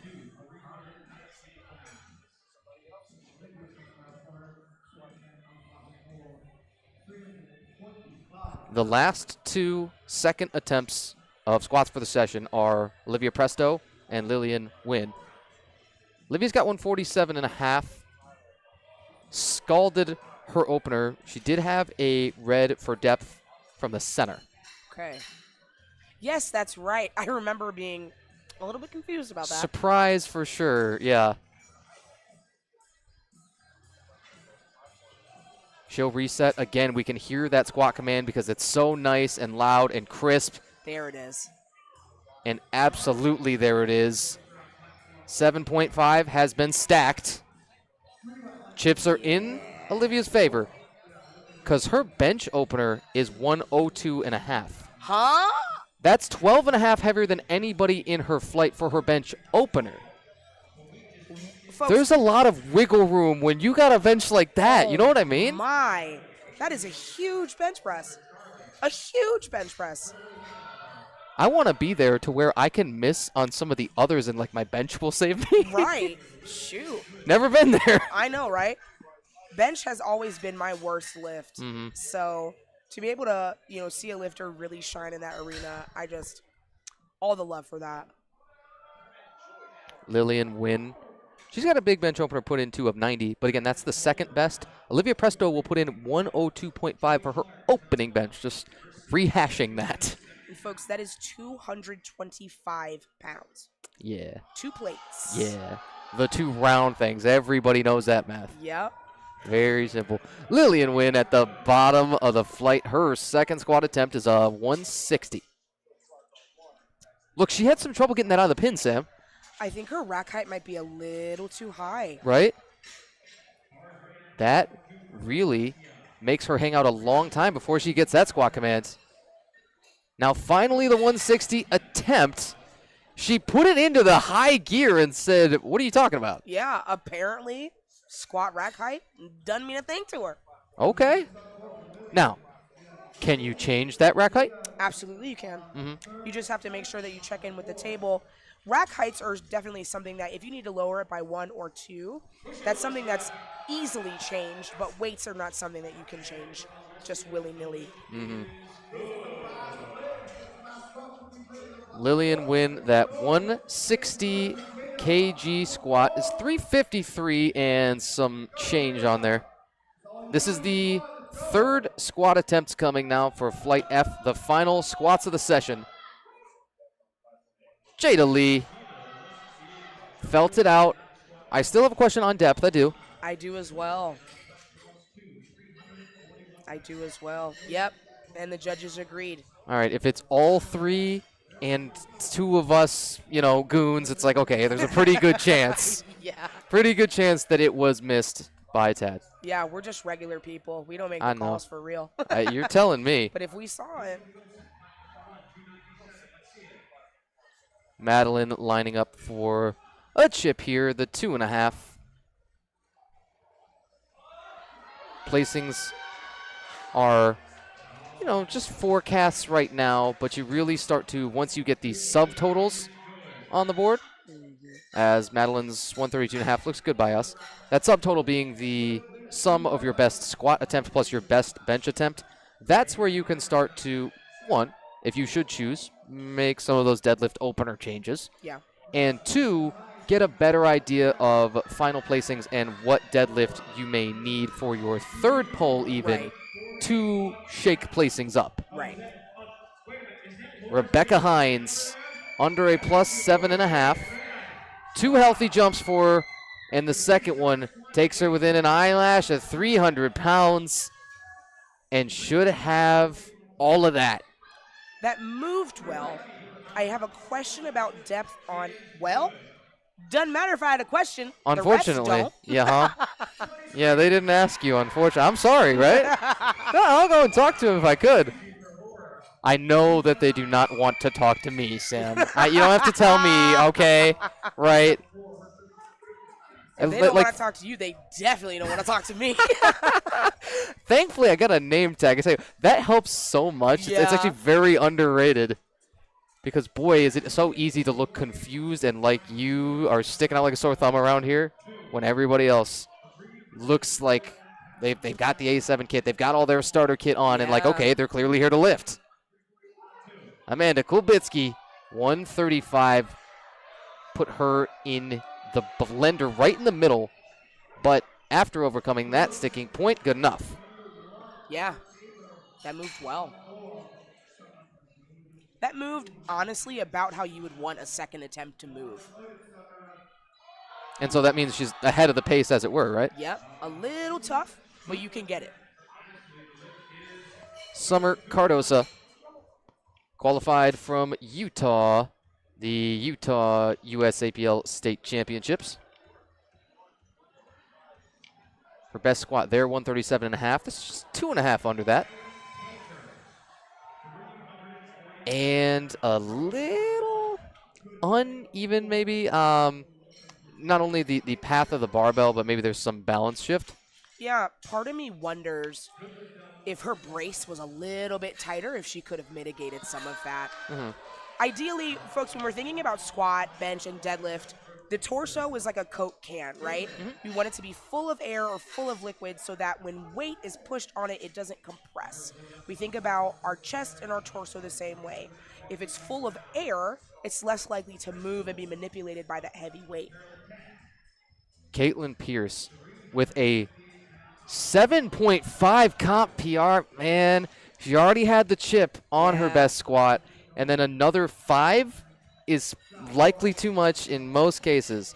But if it's another 2.5, would that have come up?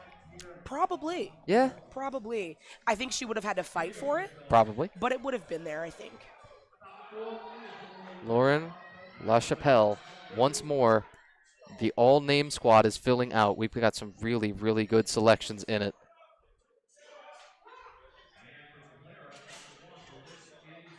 More open 60s. We got all open 60s to polish off our squats for the session. Our timer on the other platforms at about 4 minutes. Lauren LaChapelle. Ooh, I'm going to call it right now. I think she might be the queen of the grind today. You think so? That's your favorite one so far? Yeah.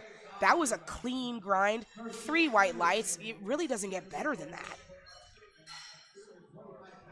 And I love that there was a smile to boot on the end. Mm-hmm. So it didn't take her soul, much like squats sometimes do. Yeah, and if you squat long enough, that is nigh unguaranteed. Yeah, there's going to be a squat that wants to fold you into pieces, just crunch you up. I've made this this analogy before. You remember Wall-E? Yeah. The Pixar movie, right? The trash cubes, where he takes that trash and compacts it in. That's what the squat wants to do to you. If you squat heavy enough for long enough, crunch. Absolutely. Kristen Anderson, 2.5 comp PR on the bar for her. Dunk. All good. Rebound, and then the dreaded double pause. That second of the two sticking points. Everything up to that point, so good. Yeah, the it depth looked was going to be great. 0 question because she smacked that.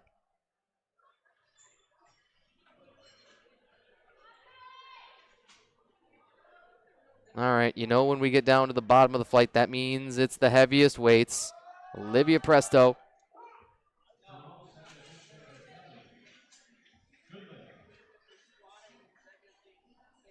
Taking a little bit longer on her attempt timer here, slower on her approach. She's got plenty, though.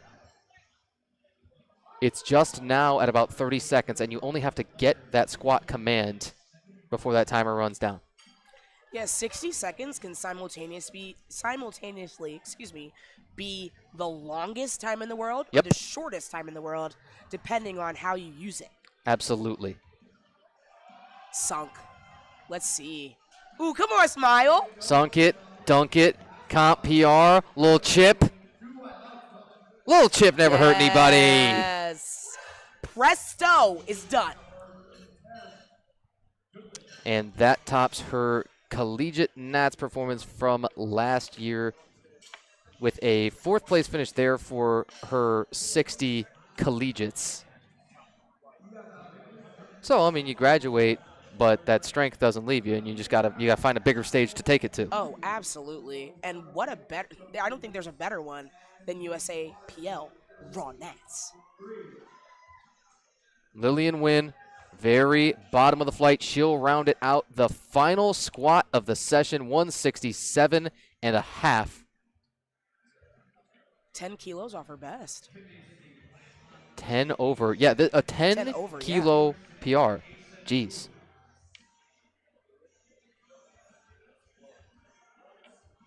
You see, we're all like reverent here. It's quiet, but not in that nothing's happening kind of way. It's quiet in that anticipatory way. Yeah. And let's crescendo up. Lillian Wynn, 167.5. This would be the heaviest successful women's squat of the whole session right here. Ready to let it loose, and the pick is better. The walkout is better, Sam. She already made an adjustment, right? Oh, she got to replace, looks like. Okay. So that means now time out. What happened there? Did she time all the way out? She might have. Did that full 60 expire? If so, wow, that felt quick.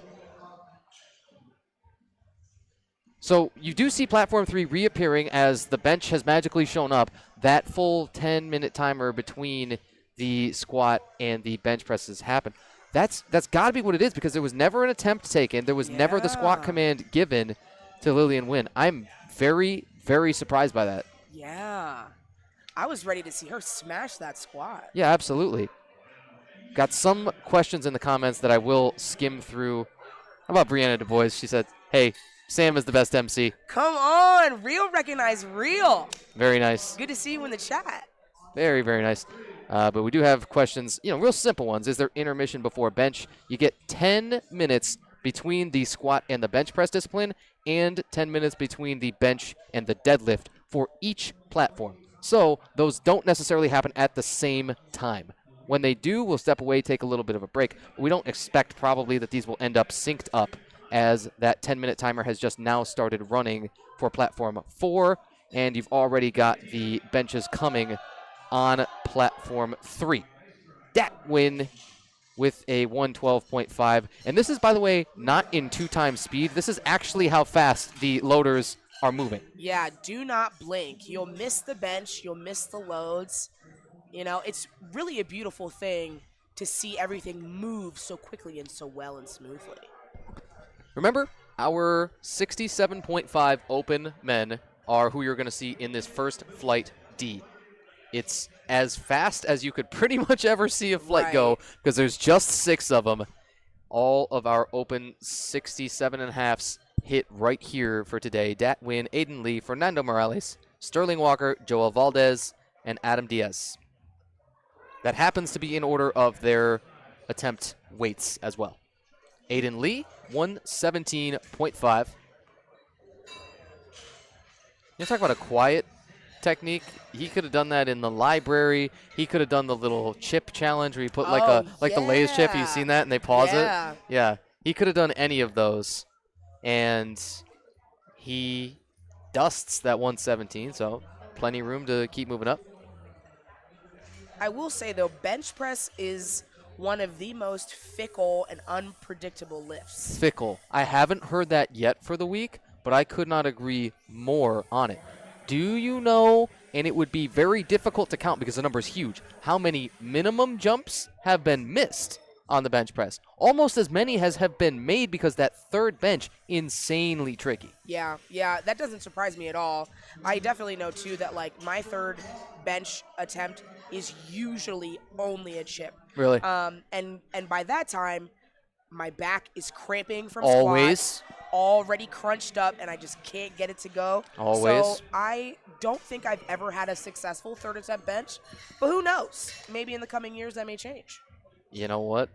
It's the only time that you're done hitting your lifetime PRs for the most part is when you stop lifting. 100%. Because that's been proven by, we've had competitors from the ages of 8 to 82 this week. I continue to hit on that. You had a bunch of the youth ones earlier in the morning sessions today, right? And then yesterday morning, I say Laverne Gray, 82 years old, almost every attempt she's taking, national record. The Masters 5s, many of us have never seen a Masters 5 competitor, but it's now becoming more and more common because the sport just grows like that. The sport, love that. Right? Oh, it was incredible, and she had some of the best choreographed celebrations. She was just grooving out after every little success. You know what I mean? Of course. Yes. Of course. 82 years of age. What do you hope to be doing in 82 years of age, Sam? This, actually. Like, honestly, I would hope that I would be moving as well. And granted, definitely will not be hitting the same numbers as I am now. Who knows? I might have, like, bionic arms and legs or something. But to be able to move and to be able to be in an environment like this is such a privilege, such a blessing. And to be able to continue to have strength at any age is something that I think we can all aspire to. So when I say 8 to 82, that's not just like a tagline. That's not advertising. I mean, that is literally the age span of our competitors that we've already seen take the platform, and the week not nearly done yet. Yep. Adam Diaz, the biggest bench opener at the bottom of the flight. It's 142.5. This is a hair under the 3-plate date, the 315 pounds that everybody loves. And that's smoke. Yeah. It's like you just look at disbelief that a bench that big is moving that well. Twice body weight for Adam, for just a fun little comparison sake here, would have been about 135. Wow. And that was 142.5. Wow. And it is in every case, in my opinion, no matter your age division, weight class, your circumstances, your injury history, you name it. In my opinion, elite benches are twice body weight, right? Yeah. And some are, of course, well before that point, but every twice body weight bench essentially is elite. Yeah. And Adam opens way beyond that and then has a 152nd attempt put in at the table. And of course, this is USAPL Raw Nationals. This isn't an international competition, but we absolutely have internationally elite athletes here competing with us today. Oh, yeah. And world champions of a number of different federations. Some of them reside in the booth. I don't know. You know what I'm saying? I don't know. So the people talk, right? They do. They do. But yesterday evening, great example. USAPL State Chair Dane Roach coaches Mark Leonard. Did you see the battle with the 125s last night? Mark hits his third deadlift, secures a 790 total. Two gentlemen behind him pull their last deadlift each. Both miss, sit on 780. Mark claims his crown at 125 with the 790 total. And he's an IDFPA reigning world champion too. Absolute cinema. Honestly, cinema. And people say powerlifting's boring. I cannot get behind that. Isn't that hilarious I when cannot. watching, when everybody knows and the math was fairly simple Yeah. to figure that out? There are times when it's more complicated. I wouldn't lie to you about that. Right. But that wasn't one of those situations. I said, no. We clearly spelled it out. Myself and Quayla Hardwick knew exactly what was on the docket there. I said, yeah, I think the best power lifter, not necessarily the strongest on the day, is going to win that. And it's exactly what it boiled down to because Mark Leonard executed perfectly. Yeah. It was, yes, great calls made. Again, Dane Roach, Michigan State Chair for USAPL, and a competitor himself. The guy's been at every level of the sport. I believe an internationally certified referee. I'll have to go and, if he... I'm pretty sure he is. I'm looking around the corner like I hope he's not staring at me like, knock it off. You're a grouchy gentleman at times. However, you know what I mean? Just absolutely perfect calls and handled his athlete, and those who perform best to their ability on the day will always have that chance. Absolutely. And one thing that you did not mention, not to your fault, is that Mark is also a USAPL referee in the state of Michigan. True. And y'all heard it from me. If you're going to be a referee, you better well be the world champion lifting technically perfect. Okay.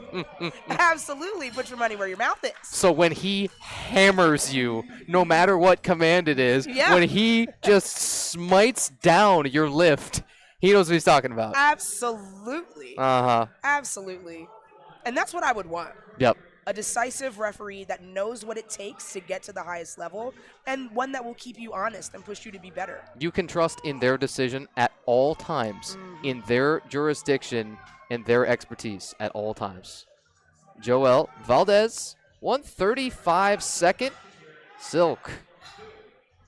Yeah, that was a great bench. Moved slower than his opener, of course. It was a second, but I would still feel pretty confident to take a decent jump going into the third as well. There's been nothing but smaller jumps put in so far at the table, the biggest ones being 5 kilos out of everybody in the flight. Adam Diaz, 7.5. Again, makes sense as he does have the heaviest bench. He's got that percentage change that's roughly equal. It's 150 for Adam's second. And he will aggressively sink the barbell into the chest. Yeah. Talk to me about that technique. You know, it's interesting. Of course, when you're doing your bench press, the bar has to rest most and less on your torso. Sinking the bar into your chest allows you to create potential for momentum, to springboard back and to get that lockout. Yep. Some folks find a lot of success in that if you're able to really transfer the power from your feet to the bar. Myself, I am not a sinker. I have found that if I sink too far, it's not coming. So I generally do better with light touches. But, you know, it's really interesting. You also see the bigger guys really take advantage of sinking and using their torso or their power bellies to propel that bar up. My thought, too, and out of, the Masters heavyweights and whatnot, I thought, okay, that makes perfect sense. And then I see 67.5s where in almost all cases you've got a Datwin type of technique. Yeah. He knocks out a comp best, by the way, of +5. Very nice, and his subtotal climbing up. Really well done. Absolutely. Excellent bench day for him. But such a different technique. Again, the juxtaposition of his versus the attempt right before with Adam Diaz. I thought many of the lighter weight benchers, very, very soft on the chest, very slow descents, and then Adam just completely shifted the paradigm. Yeah. I mean, you clearly, if that doesn't prove that you get good at how you train, I don't know what does. No, 100%. 100%. And really, every lifter is different, so they're going to have something that works a little bit different for them. But, hey, if it ain't broke, don't fix it. And platform 4 reappears on our right side of the screen. Tyler, we up at the top of it. He will open with 75 keys.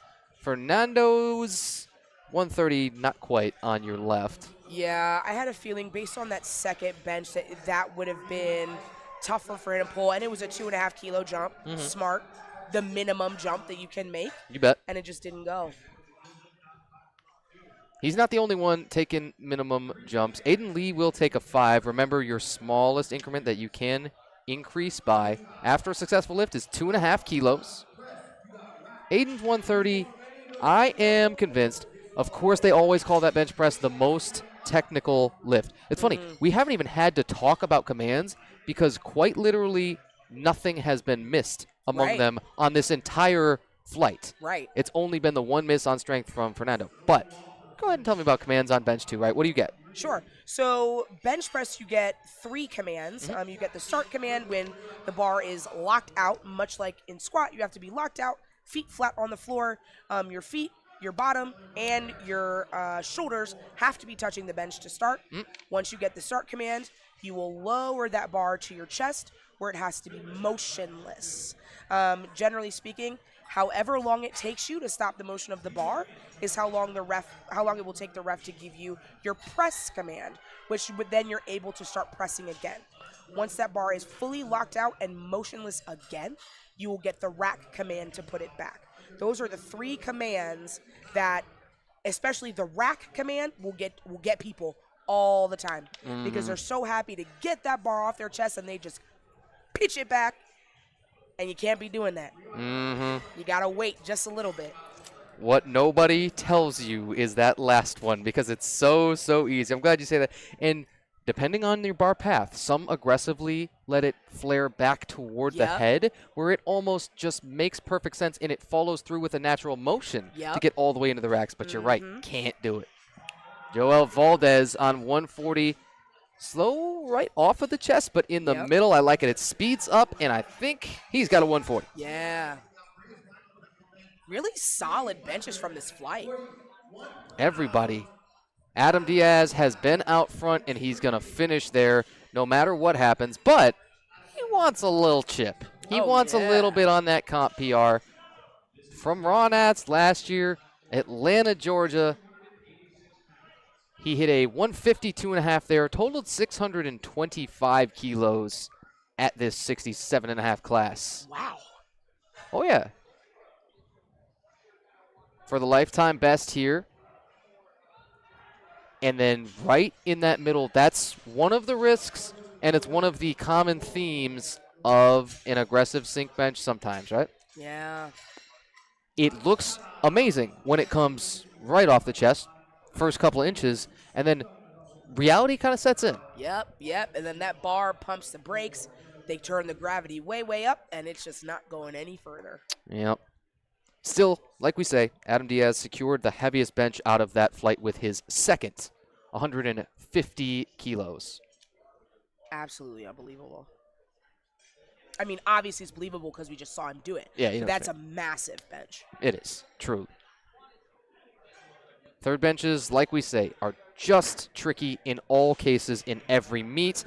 It doesn't matter your age division, your weight class, your quantity of experience, frankly. That doesn't even matter because it's just like ethereal. Yeah. A third bench is a concept more than it is something you can touch. It doesn't exist. It's a myth. Yeah, well, 100%. I'm coping.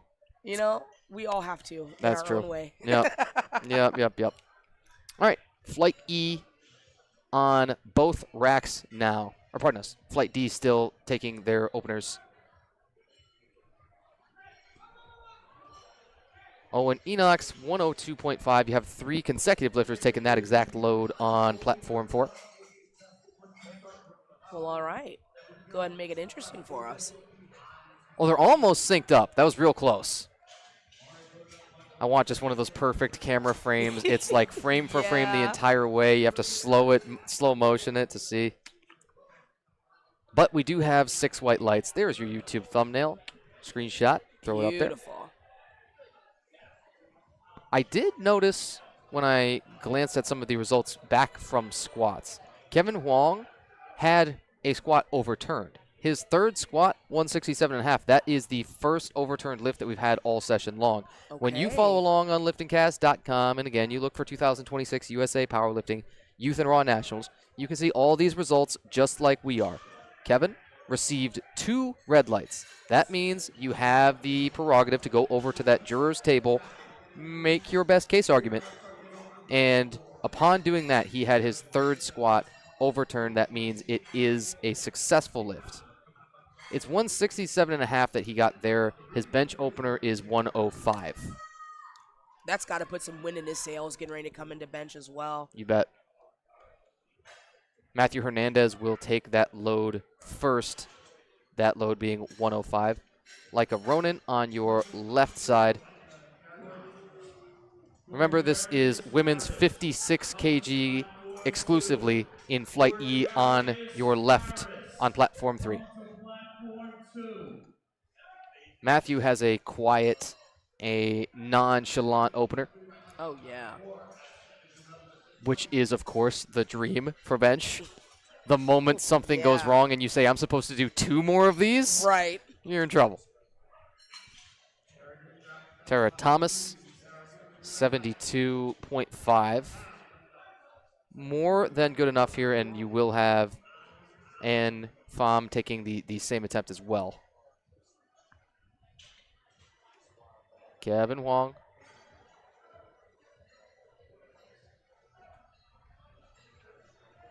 And to say that a bench attempt is unremarkable, that is actually huge praise. Right. Like just another day in the office for these lifters on their first attempt. And mind you, they're hitting opening attempts, like you said, over their body weight, close to twice their body weight. We're talking about overall bench competitions. If you can bench your body weight, you're considered in a high caliber of benchers anyway. And we're taking almost twice, clearly over body weight, almost twice body weight. We're seeing some really, really awesome things today. Don't worry, it just keeps on going. I know. I was just about to say, I don't think I can get any more excited for the rest of the day. Yeah. Did you tell me you're going to stick around for the evening session, too? Oh, sure will be. Oh, yeah. Oh, yeah. Yeah, you might want to circle that one. 8:30 p.m. Central Time, 9:30 p.m. Eastern start. Same place, and you will locate them in the same place. That is the USA Powerlifting YouTube channel. Seriously, folks, I'm not just saying that because I will be here. Yes, I will stick around, right, and I will make that sacrifice of my sleep and all, but I am saying it because if you value the entertainment of the sport, that is just going to leap off the screen at you. Yeah, and what is sleep when we're watching the best lifters in the country? It's easier to do that, I think, than it is to pull yourself away and be like, oh, I need to go to bed now. 100%. Right? Been there, done that. Like international competition, which have for, United States viewers, awful like schedules. Most of them do, right? As when the further you get away from the U.S., the time zones get more just monstrous. It shows up more than anything. You're like, I will wake up at 3:30 to watch my favorite international lifter go, take on Singapore, take on, you name it.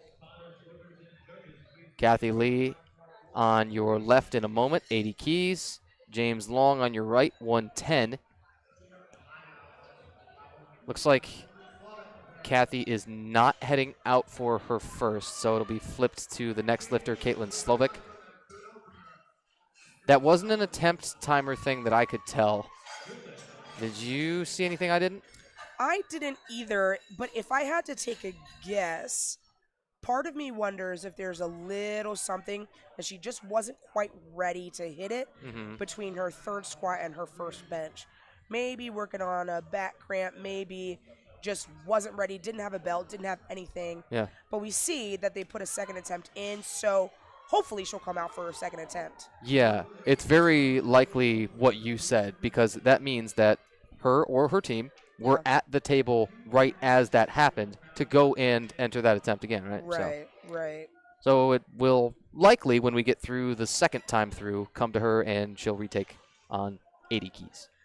Yeah, and as much as, we talk about hitting numbers, training, working really hard to get to this space, folks, at the end of the day, when you're on the platform, your body does what it wants to do.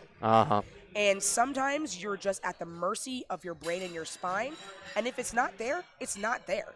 That's okay. You take a breath, you regroup, you come back for the next one. Regroup is a really good way to put it. You kind of want to get a little regroup in between every attempt. I've found that actually stepping out of line really helps me. Yeah. So, you usually have a physical place where lifters line up and they all stand and, if you're 10, 12 attempts out, if you have a whole flight to go ahead of you, I say, why stand there? Why get psyched up? Yeah. Why get sweaty? Why stay, away from your people, from your, if you've got some sort of comfort object, if you have some hydration with you that's over at some place we pitched a spot up. Like, why do that instead of remove yourself from all the distractions? Yeah. That actually really helped me in my last competition. Was every single attempt I would take, I would just go in the warm-up room and just sit for a little bit. Yeah. Just sit by myself oftentimes. I'd tell my handler, hey, Tyler, I'll be back in a few minutes. Like, call me out when you need me. Call me out when I'm 3 or 4 out. Yeah. And then I got into line, and it really did some great things for me. Yeah. And especially when you're at a meet of this size, this caliber, 4 platforms, all the stimulus, sometimes just taking that moment of peace can set you up to benefit you really greatly later.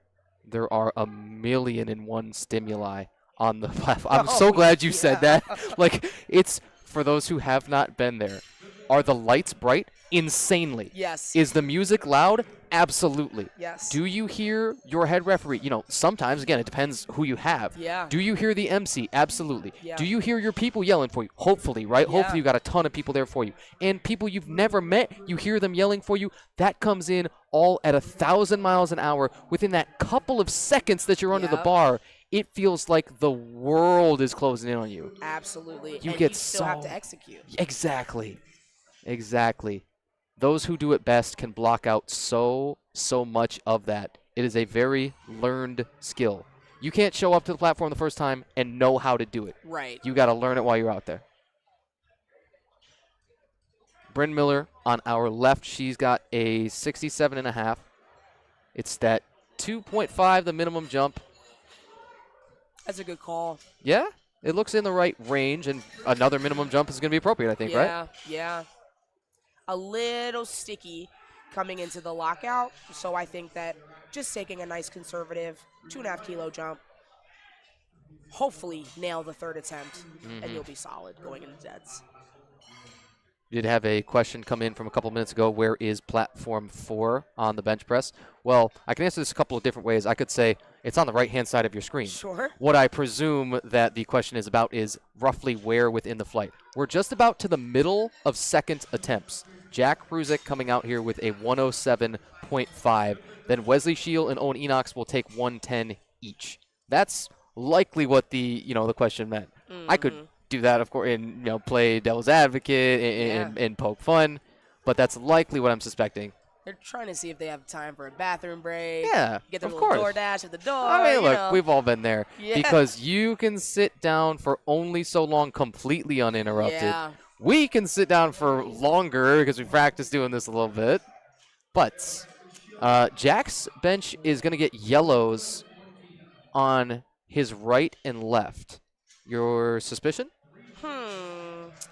If I had to guess, there might have been a foot issue. Oh, I'm sorry. This was Wesley talking to his head spotter. Okay. So foot issue, like feet moving. Yeah. So your feet have to be completely flat on the ground and stationary. They cannot move. They can, potentially, as you're wedging, wiggle into the ground. But also, if they come up, if your butt comes up, if your shoulders come up, that can also be cause for that light. Generally speaking, when we see yellow cards on bench, it's possibly, most likely, there's a piece of your body that is not doing what it's supposed to do. Yeah. That's funny because every training day I've got some piece of my body that's not doing what it's supposed to do. You know what I mean? Oh, yeah. I'm telling you, the little trash cubes from Wall-E, that sport will just compact you and crush you up and then dump you out. But when you've gone through a couple of those, recovered, and gotten stronger and gotten over your injury, it's one of the most fulfilling feelings in the world. When you thought maybe you had hit your last PR and then you find another one down the road, that is bliss. Yeah, it wakes something up inside. And every time you think there isn't another level to this, you unlock it, and it just lights the fire all over again. All right, a 5-kilo jump on your left with Tien Fan and a 7.5 on your right with Matthew Hernandez. Teen 3, 67.5 for Matthew, 18 years of age for him. And Tien Fan, one of those open 56s. Remember, all 56s on this flight on platform 3. Did Tien click the rack? I think so, but just because you hit the rack is not necessarily cause for a red light. True. If you hit the rack on your way up and it does not use the rack for any sort of support or propulsion up to the rack, totally fine. You just can't use the rack to get that leverage to get you up into a lockout position. So in that case, I do think that she was a little bit fortunate, didn't hit it too hard to really throw that bar path off. Right, because that's a whole other thing entirely. Of course. And you can get technically the up and down if you hit those racks and it dips at all. Yeah.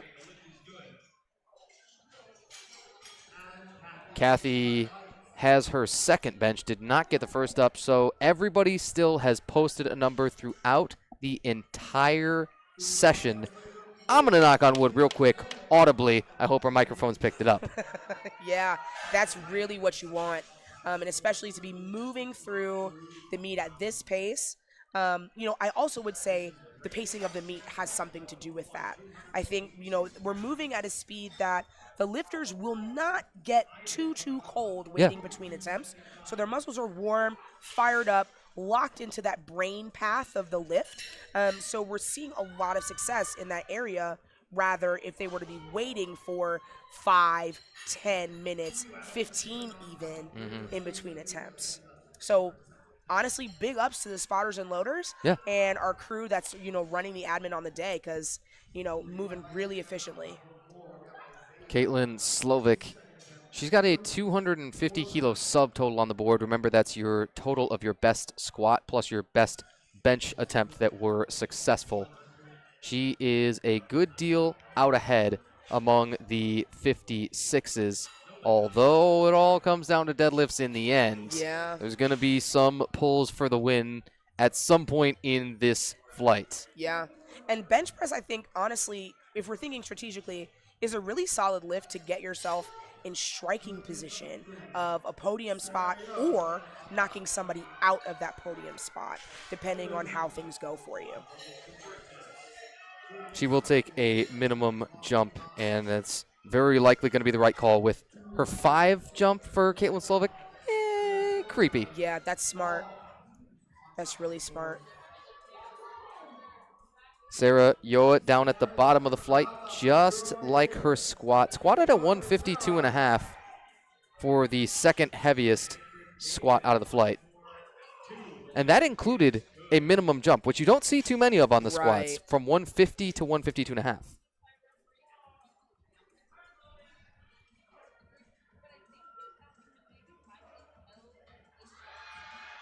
Good enough. Yeah. I bet you she's probably got that in her mind as well. It's really similar to what you just saw with Caitlin Slovic. It's like, I know that the minimum jump coming up here will likely be there. Yeah. But I will definitely not take anything more than that. 100%. Yeah. It's smart. Really, really smart. And especially when, deadlifts are really the lifts where you can just let the top off the pressure cooker and let everything out. Or bench, you really do have to pay attention on how much you're expending to be able to get to the deadlift portion. Yep. Still, we've got everybody with a number up on the board throughout the session so far. It's really good news in that way. 0 of those never pleasant bomb outs, they call them. Esteban Mallory, we probably skipped over this at first. His second bench is 147.5. That is 325 and change. My goodness. Yeah, that's like comical and beyond. And again, the Team USA singlets typically earned and not just bought. 100%. And can we just talk about how he unracked that himself? Uh-huh. He lifted that off to himself. He can have it. Yeah. I have never, because the times that I like to train at and things, I have never consistently trained with and unrack. But even so, every single meet day, I take it. Yeah. And all my warm-ups on meet day, I take it. Yeah. I want it all the time. I just happen to not typically have that training partner where I can get it all the time. Yeah. Sad as that might be, right? Well, I mean, listen, at the end of the day, the energy that you take unracking the bar can be the difference between getting the lift or not. Absolutely. I unironically feel it adds somewhere in the neighborhood of like 7.5 to 10 kg to the top range of my bench. I would agree. Right? Yeah. And so I might have a 130 single in training that is, it feels the same as a 140 single on the platform just because of that difference alone. Exactly. Of I just end up in a better position when I get that handoff. Yep. I got to say it. Yeah. And you have seen far more lifters opt to take the handoff than to not. Yeah. Yeah. One thing no one ever told me, and I shared this story in the last session as well, but I hope people get a little kick out of it because I entered the sport with a great deal of naivety, and by the way, I continue in the sport with a great deal of naivety. No one ever told me when you approach that spotter that's giving you that handoff, you've got to tell them exactly what you want out of them. And every time you approach, you've got to remind them because everybody now has told me they're not going to remember you. At all. They might never, you come up for the second time. It's like, I've never seen this person on. But you said, well, I was just here. Doesn't matter. Yeah. When they see hundreds and hundreds of attempts that they're handing off all the time, doesn't matter. You have to tell them exactly to a T what you want about your handoff. And so I now will say almost the exact same thing every time. I'll say, hey, could I get you to get a lift off, please? I'm going to count 1, 2, 3. I'll count you in and lift on 3. Do not lift after 3. Right. Because the moment I say 3, I want them out of the rack with it. Not 1, 2, 3, and then at some point after, right? Then I anticipate it further, and I have had that factor into some kind of funky lifts at times. Yeah. So that is my exact verbiage essentially for now every liftoff that I get. And I'll tell that for all my training partners, of course, whenever I get that chance, whenever, the crew's all at the gym together and you have one of those awesome just vibes days, right? You say, okay, then I'm going to practice how I play. Yeah, absolutely. And to your point, spotters and loaders not necessarily remembering exactly how you like something isn't personal. No. Especially when you have, so many folks who want to lift off and they might have different directions. Absolutely. You got to do what you got to do, make it through the lift, and keep it pushing. So you have to make sure that you communicate clearly and often with, honestly, in life to be able to get what you need. Well, yeah. But especially on bench press. Tien Fan, a minimum jump for her. Again, out of women's competitors, it's going to be a little bit more common, and we've even seen 2 of them miss. In fact, 3 of them missed already on the flight. 82.5. The dreaded double pause, but it comes up. All right. Because it can stop whenever you want. Just going to make it a little harder. Jack Ruzick missed on a 107.5 and comes back. Remember, he had the yellows, and we were looking around like, we're not sure what happened. We thought probably feet, and now he launches up, pushing from the balls of his feet and just shaking it. Yeah, that was really, really solid, and it looked like everything was anchored exactly where it was supposed to be. Perfect lineup for immaculate execution. Kathy Lay. This is 87.5.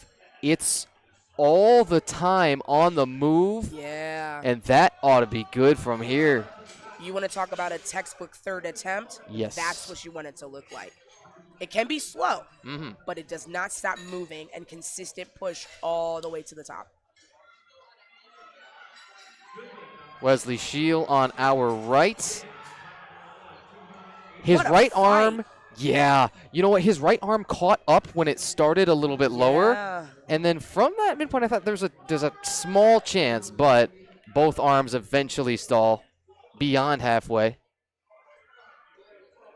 Caitlin Slovic, we've been interested in this one. We knew that she was going to go minimum.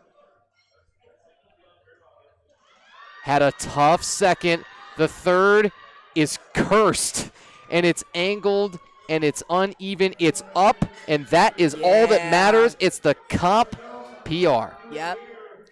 And, sometimes we'll see an uneven lockout like that just in the sense of timing. Yeah. There was nothing technically wrong with that lift. No downward motion. Of course, she got the 3 white lights. Yeah. But that locking out and grinding out in that way is perfectly okay. And a lot of times, if that's what you need to stick the lift, that's what you need to stick. Mm-hmm.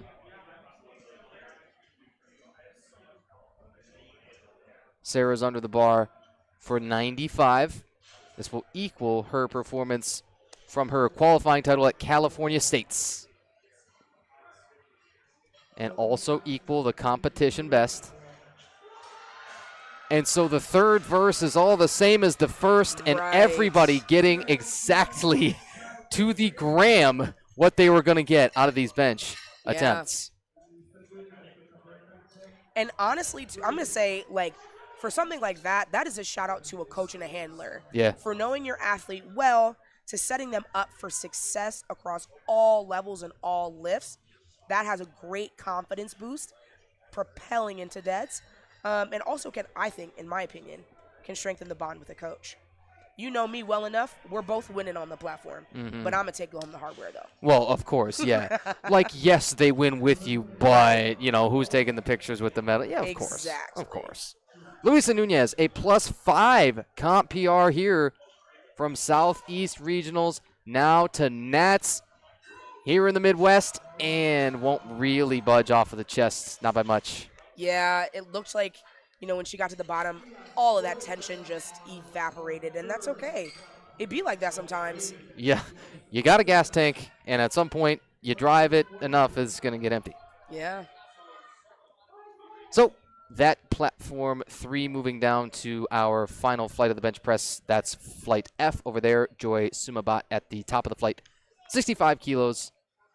And on our right, we're on third benches, so it's coming closer to evening out the timing between our two platforms. Yeah.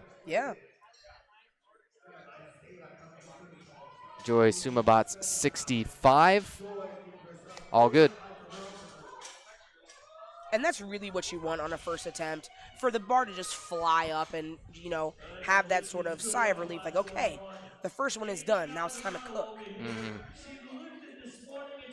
Raise. Isaiah Loya, too. Just a +2.5. Go on.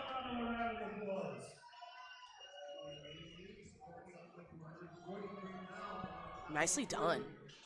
Nicely done.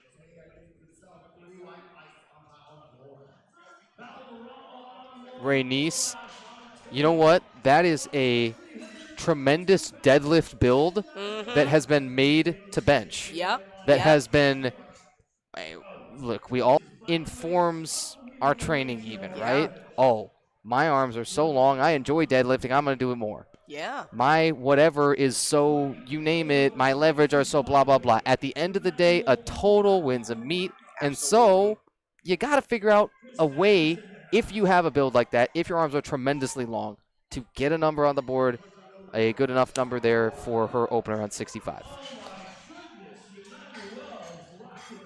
Brenda Ramirez on 70. Easy money.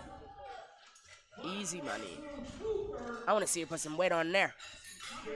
Everybody's got that training partner, too. You'll rack one, and they'll say, hey, put some weight on the bar. Yep, that's me. I'm the person who will believe in your fully superhuman potential even when you don't see it. Yeah. Because I always know there's some more weight in there. You just got to find it in yourself. Mm-hmm. James Long, 125, and Esteban Mallory will have a chance for the heaviest bench of the session at 155. Ooh, I'm excited about that. Yeah, that's going to be juicy. Hope he gets it. He should. Adam Diaz, remember, he took the swing at 155, and then because of that aggressive sink technique, he got kind of caught in the middle. James Long, 125. He's made to hold it for a while, and then that start command comes probably a little late for his liking. Yeah, and at that point, your triceps are gassed. holding it for that long, arms locked and straight. When you bring the bar down, it's just, okay, night-night. Like, we'll see you later. Yeah, it is so much more difficult to not control the speed of the commands yourself, to have that external stimulus as if there aren't 1,001 other stimuli already that you're dealing with. When you have that further outside of your control, it's just adds a really, really difficult element. Esteban Mallory, this is a +5 should he knock out this competition best. Went over a 500 dots at Collegiate Nats, and that was 2 months ago. He made this turnaround for Nats, and did he throw a 5 on his bench in that amount of time? And did he get the heaviest bench all session? Bang! Yes. Unbelievable. Unbelievable. I'm trying to think of a more ridiculous single lift so far of the entire day, and I think I'm coming up empty. Yeah, no, that was phenomenal. Unreal. Phenomenal. There's a reason why he's got that USA singlet, and he is showing us today.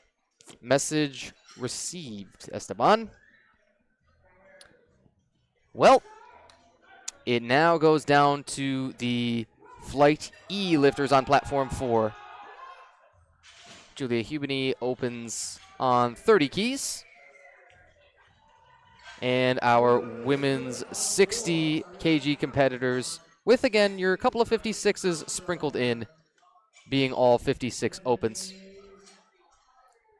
On your left side, the 60 kg competitors, all of them are opens, but you got a couple of junior and open double entrants. And anybody who is, uninitiated to powerlifting before today, who this is their first powerlifting competition you're tuning into, is in shambles.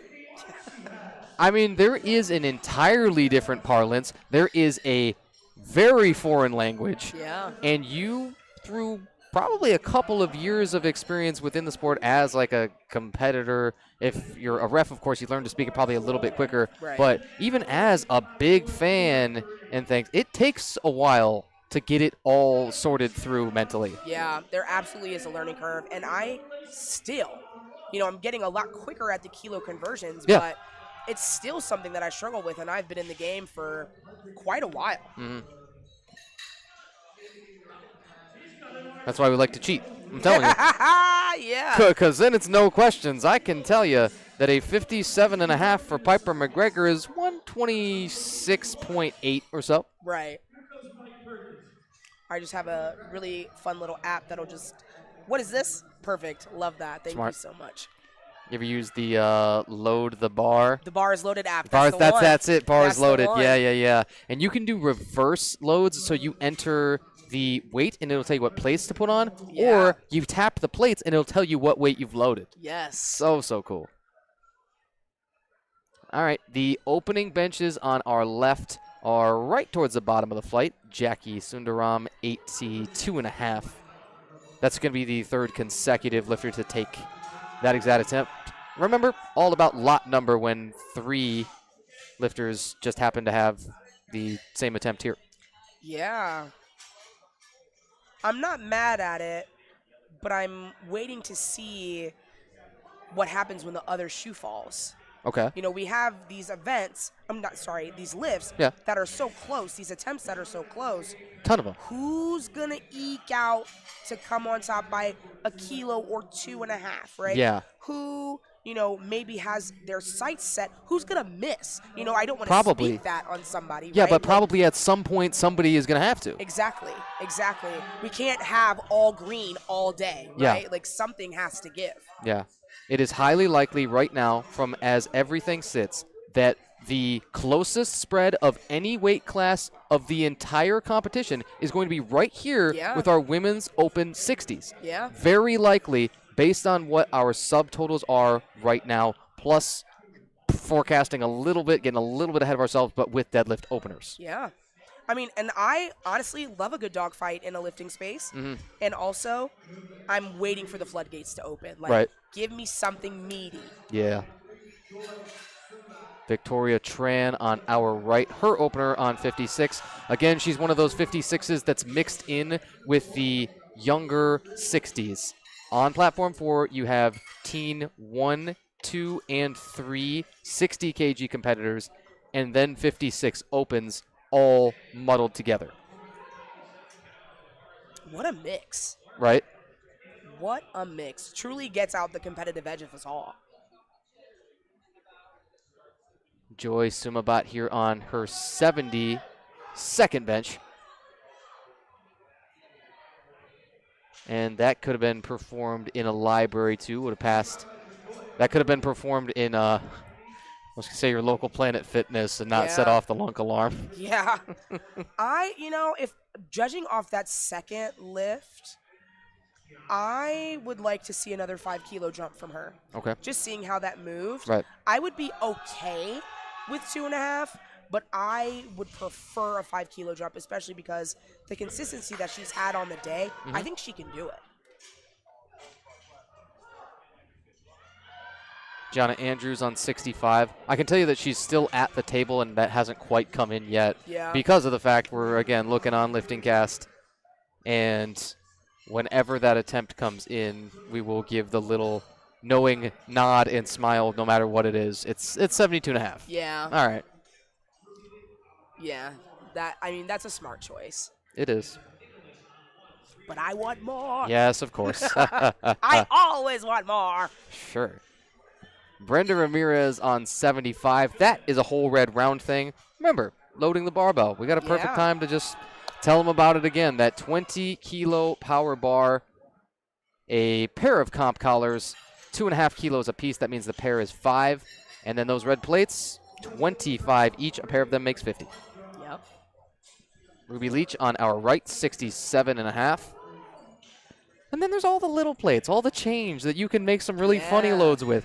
The youths this morning and the creativity of the numbers that they loaded, because there were so many records at all times. That's one of the things people don't also tell you about the sport, hardly at all. Yeah. When you are loading some of these American records, many of them fell in that morning session.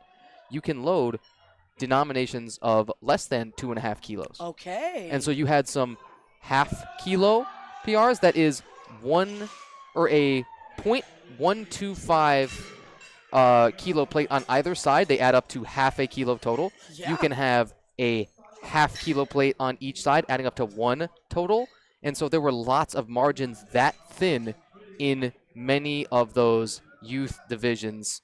You know, again, ages of 8 all the way up through your teen years. I love that. Right? I really love that. And the micro loading of, I nerd out about it, like, oh, if I had that in my training all the time available to me, everybody always says, like, well, you can always add some load if you have, a half kilo plate or whatever. Maybe. It can make a difference. And, one of the things that we can also talk about training versus a competition stage is that we're looking at calibrated kilo plates. Yes. So these are plates that have been measured down to the nth ounce gram, right? They're not typical plates that we would have in a gym. Not a chance. We might have thick iron plates, we might have bumper plates, but that little thin plate that you all see, just one of the red ones weighs 55 pounds. Yeah. Okay? So if you and some change, like 55 and a little bit, 55 and a little bit. Yep. So just having that translate differently onto the platform can also make a difference in how you perform. Absolutely. Brianna Armenta here, +5 onto her second. And if it's another +5 for me, I'd say that makes sense. Yeah, she's a solid bencher. I don't know if I would go so far as to say she's sandbagging yet. But if you get a third attempt that is the same speed, you might start to have a question, right? Like, what are we doing? Yeah. Alexandria Luna. Her hair obscures the entirety of the front view. So that's the thing. That referee was looking right onto her. I mean, you could miss a little something with her back, with her head, What do you do about it? We rely on the side judges. Yeah. I mean, ideally, there are some, competitions where they might have rules about how you wear your hair, Right. so that the judges can see. But in this instance, we have 3 judges, so we have more than one perspective, and we're not all relying on the head judge to make that determination. Especially because we have the long, luscious locks on the platform. Yeah. Why are we hiding that? Sure. And when you lift, or when you look good, you lift good. It Absolutely. is that simple. It really can be. Daisy lines up for 87.5. She's not quite all the way at the bottom of the flight even. We got a lot of big benchers. 3 more attempts still coming here for the seconds on flight F on platform 3. Lily Eichmeyer, Jackie Sundaram, Amanda Hogan in that order.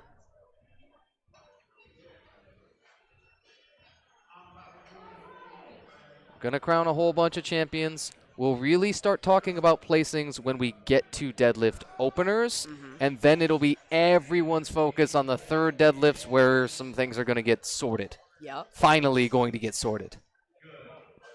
Lily Eichmeyer.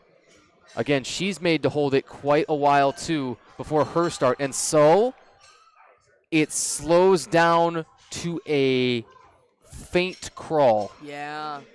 Ooh. Like a limit lift on a second. Yeah, and it still moved. You know, if it were me, Yes. I would either chip that or scratch the 3rd. Yeah. Tell me about a scratch. So a scratch, folks, is when you decide to not take a 3rd attempt. It counts as a miss. It counts as a fail. But generally speaking, if you've done what you've needed to do on the lift, especially for bench, and you're really looking to hit pay dirt on deadlift, it's a smart call to conserve that energy for a little bit.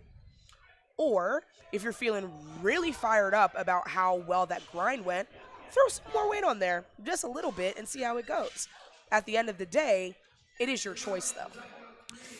And your coaches, depending on who you are. 100%. Because Yep, sometimes that too. the coach takes over at that table. That too. Yep. Phoebe Peterson's 65. And that's back into the rack, a +5 there. Amanda Hogan again, very bottom of the flight for flight F. The second to last bench presses for the session over on that side, on your left of screen. Amanda Hogan on 90 keys. And it is going to pass, I think, almost certainly. Yeah, I would hope so. You bet. Yep. It was one of the quicker descents that we've seen. Yeah. I think as comparison to Hannah Malloy, who comes up right after her on the right, there's lots of schools of thought about that. I've been kind of trying to spread my conspiracy theory as I've talked to judges in a lot of different federations recently. Oh. They say, we want to see you descend slower, period, because we will give the press command in almost every case quicker if you do. Oh, 100%. Right? If the descent is slower, you're demonstrating control Yeah. in a way that moving more quickly does not. You're also able to stop the bar with significantly less effort if you're moving slower than if you just sink that bar around onto your chest. It can be hard to regain that control and composure. So I would agree. Is it a harder thing to do? Absolutely. Obviously. Absolutely. Absolutely. Much more difficult, but that technical proficiency will win out in the end. Joyce Sumabat did just stack a 2.5 lifetime PR on the bench. I love to see that. I love to see that. Raynice Pinkney looking to find herself in that range as well. Raynice really taking the tempo descent to heart, but then the 5 jump caught her at the top. Yeah, that's a tough one. That is a tough one. She already had a 5 kilo PR on her bench secure. Oh, yeah. So how often are you going to add 10 on your bench at once? To add 10 to a squat or deadlift at once is fantastic. Sure. To add 10 on the bench is unlikely. Yeah. Typically speaking, when we're thinking of like a jump for a bench, it really is that 2.5 kilo, that 5 kilo. the coefficients for jumps are significantly smaller, Mm-hmm. especially because, I mean, obviously, the muscles that you use for bench press are not as big or, dominating or impactful. Hey, mine neither, don't you worry. Hey, look, bench presses still cooking. Yep. Platform 3 and 4 on the bench press, not quite within the same spot, but they've come closer to even. The second bench is coming for flight E on platform 4, and the third bench is for flight F on platform 3. Okay. Alondra Garduño Montes, 80 kilos. I'd really like to see her get this. She's had a great day so far. All white lights. Don't want to jinx it, of course. Well, but yeah, I'm want to glad see you the said it now. success continue. And it is a lifetime chip for the 2.5. Oh, it is yeah, come back on. in the rack. Let's see. Whites. No. Thank you very Okay, much. Beautiful. I'm like, what is taking so long? Oh, I know. Technology, I guess it's the actual electrical input delay, right, between the Yeah. pushing of the rest, right? They got these little tablets that you can't see. It's a little bit off screen, but on your left, right, and center of the lifter, they each have to press on one of these and make their determination by, voting on this little tablet. Ariana Camp, her 55 probably had a little bit of the down and up. Deanna Rodriguez is, that's a great dichotomy, what can happen when you start to grind. Mm-hmm. It's either going down pretty quickly or it moves the whole way just slow. Yep. Brianna Armenta is under the 82.5 in a moment.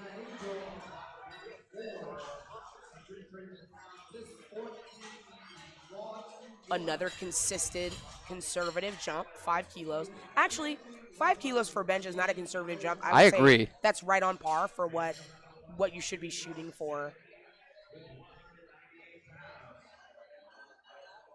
Brianna's 82.5. 5 under what she qualified to get here at West Regionals. But yet, it adds 5 on the total, and totals win meets, Sam. They sure do. That was a great bench. That was a great third attempt. And I would feel really fantastic going into bench deadlift with my bench looking how it did if I were her.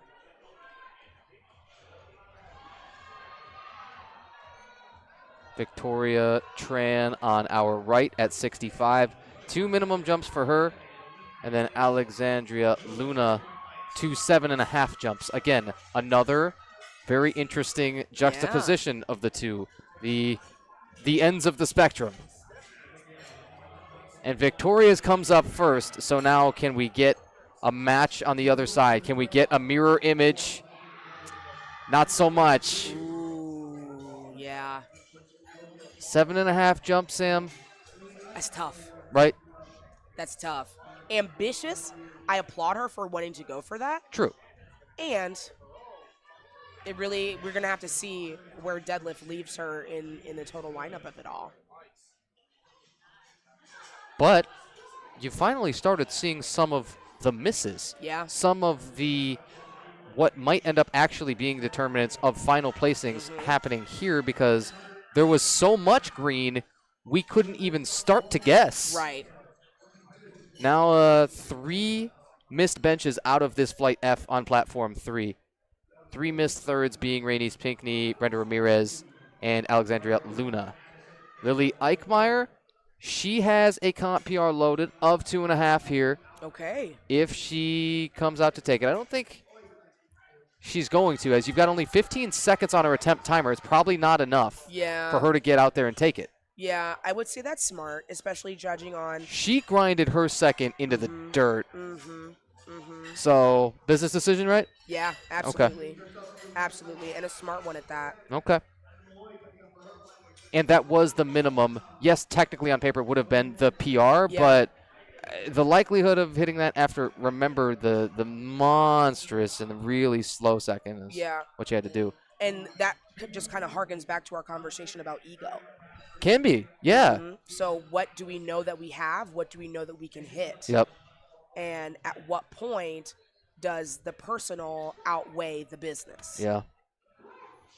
Hannah Malloy, 72.5 on our right. She will unrack all on her own. That means you control that thing the whole way. Bar is yours. And what are you about to do with it? Nice 72.5. Oh, yes. And Jackie Sundaram, maybe not her right hand this time, is the one to betray her. Yeah, I mean, honestly, even though Jackie did not get a successful lift, I would still applaud her for the effort on that one. Really, having to do some quick problem solving on the fly to try to get that arm to kick back into gear, it just didn't go, and that's okay. I agree. There was an effort to it, too, because everybody knows when it's coming up uneven. You can feel it. It's like that hip shift in the squat. You think, oh, well, this isn't going to look great on video. Yep. But I kind of got to open up that throttle and push as much as I can until it's clearly coming down. Yep. Speaking of, Daisy comes down and up with not a lot in between. Just smacked a +7.5. Yeah, that's a great move. Very, very nice. Her Wisconsin State Championships total featured an 85 kilo bench to get here. All right. It's a 92.5 at Nats. She opened higher than that qualifier. Oh, yeah.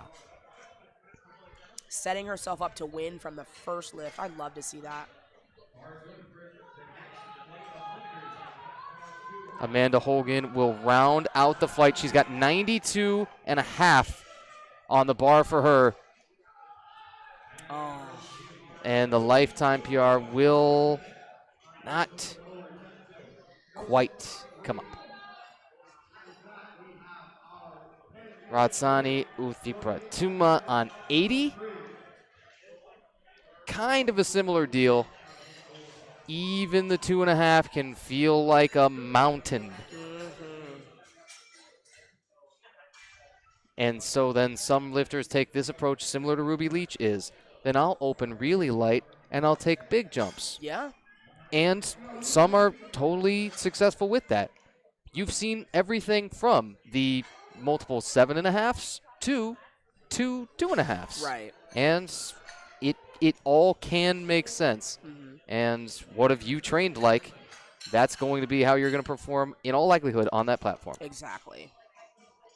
Ruby Leach, 82.5. Platform 3 will rejoin us in about 10 minutes' time when we get to deadlifts. Oh, come on. Could you imagine, Sam? Come on, No Ruby. way. Let's Not go, a Ruby. chance. Ruby Leach. Back from the dead. Let's go. That Yes. is unreal. Yes. When you talk about leaving it all out there on bench, that is what I want to see. Brilliantly done. Ruby Leach. Come on. You take a snapshot of when that's in the middle, Yeah. and then you go and compare it to when it's 3/4 the way up. There's like 10 seconds time that Yes. passed between those. Yes. Come on. Wow. Okay, I think that is our longest grind of the day. Yeah, new queen of the grind. Right. Ruby Leach. She's Yeah. got it. And now we got another flight to go here on Platform 4. That's the only platform on your screen right now. Lauren LaChapelle at the top of it. 62.5 opener. Good.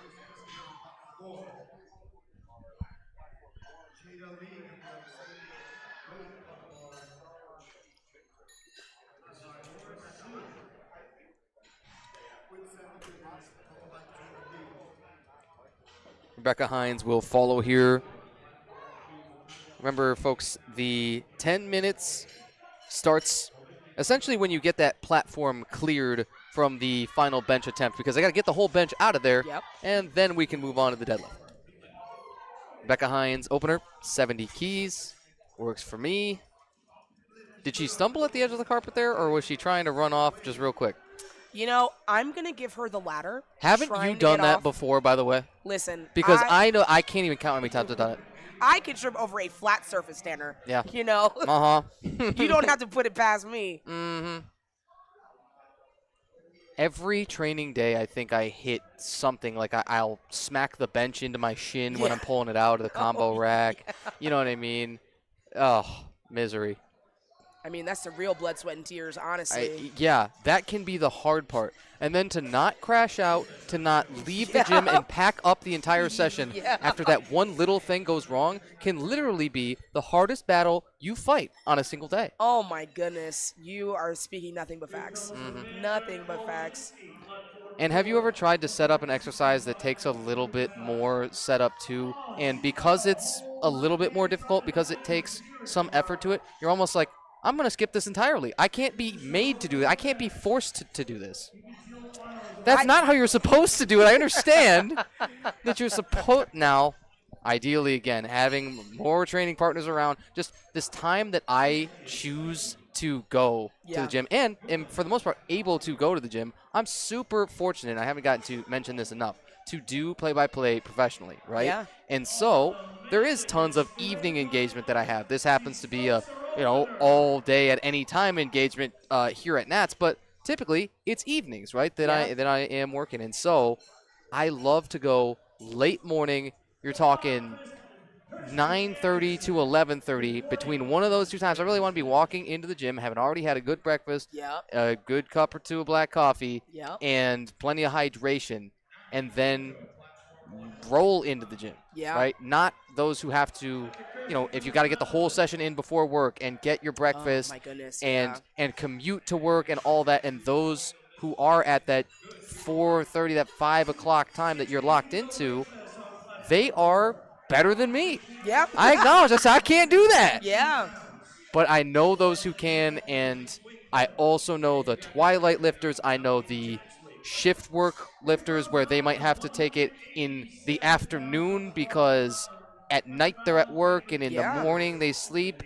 And anything can produce a champion. What matters, again, is that time. Yeah. That is the predictor and the number one all-time undefeated champion of increasing your performance. Yeah. Spend more time doing it. Whatever it is for you, spending time on it makes you better. Yeah, I 100% agree. I would also add, especially being in this Raw National space, Yeah. how much of the structure of the comp itself has dictated to training. Because if I'm lifting session 3, we start at 8:30, it would probably behoove me to train that late at night, to understand what it feels like to give that max effort right before I go home and go to bed. Right. After I've had a full day of maybe cutting, maybe not having, having a 2-hour weigh-in, figuring out what that means for my body. Yeah. So part of me wonders too, especially for our folks coming in for session 3, Yeah. how much of that played a role into when you train?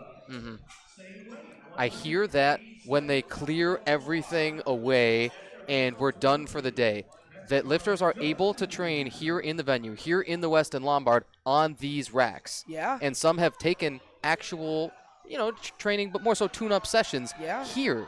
Just, like you say, evening after everybody's already gone and done all their business. Yeah.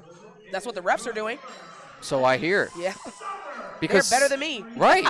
Hey, let me tell you something. I am not going to hit a session here. I almost wish I had brought some of my equipment and some workout stuff to just to enjoy in part the incredible plates. Yeah. Like these, oh my goodness, the USA Powerlifting branded plates, these special plates that get brought out here for these big events that you can't get at your local level, and you see that they look a lot different. It's regal. It's royal. Yeah. Very stunning equipment, especially down, to the Texas Strength Systems combo rack, the Texas Power Bar. Everything that we're using is state of the art. Seems like we might start to get some mood lighting back here as well. Got a little dark back here in our booth. Yeah. And it wouldn't be the only technical difficulties we had. We had some alarms going off earlier in the day. We've had a couple of internet blips and questions on the technology. Sometimes the refs' own tablets, when they go to input, just have this lag, this input delay.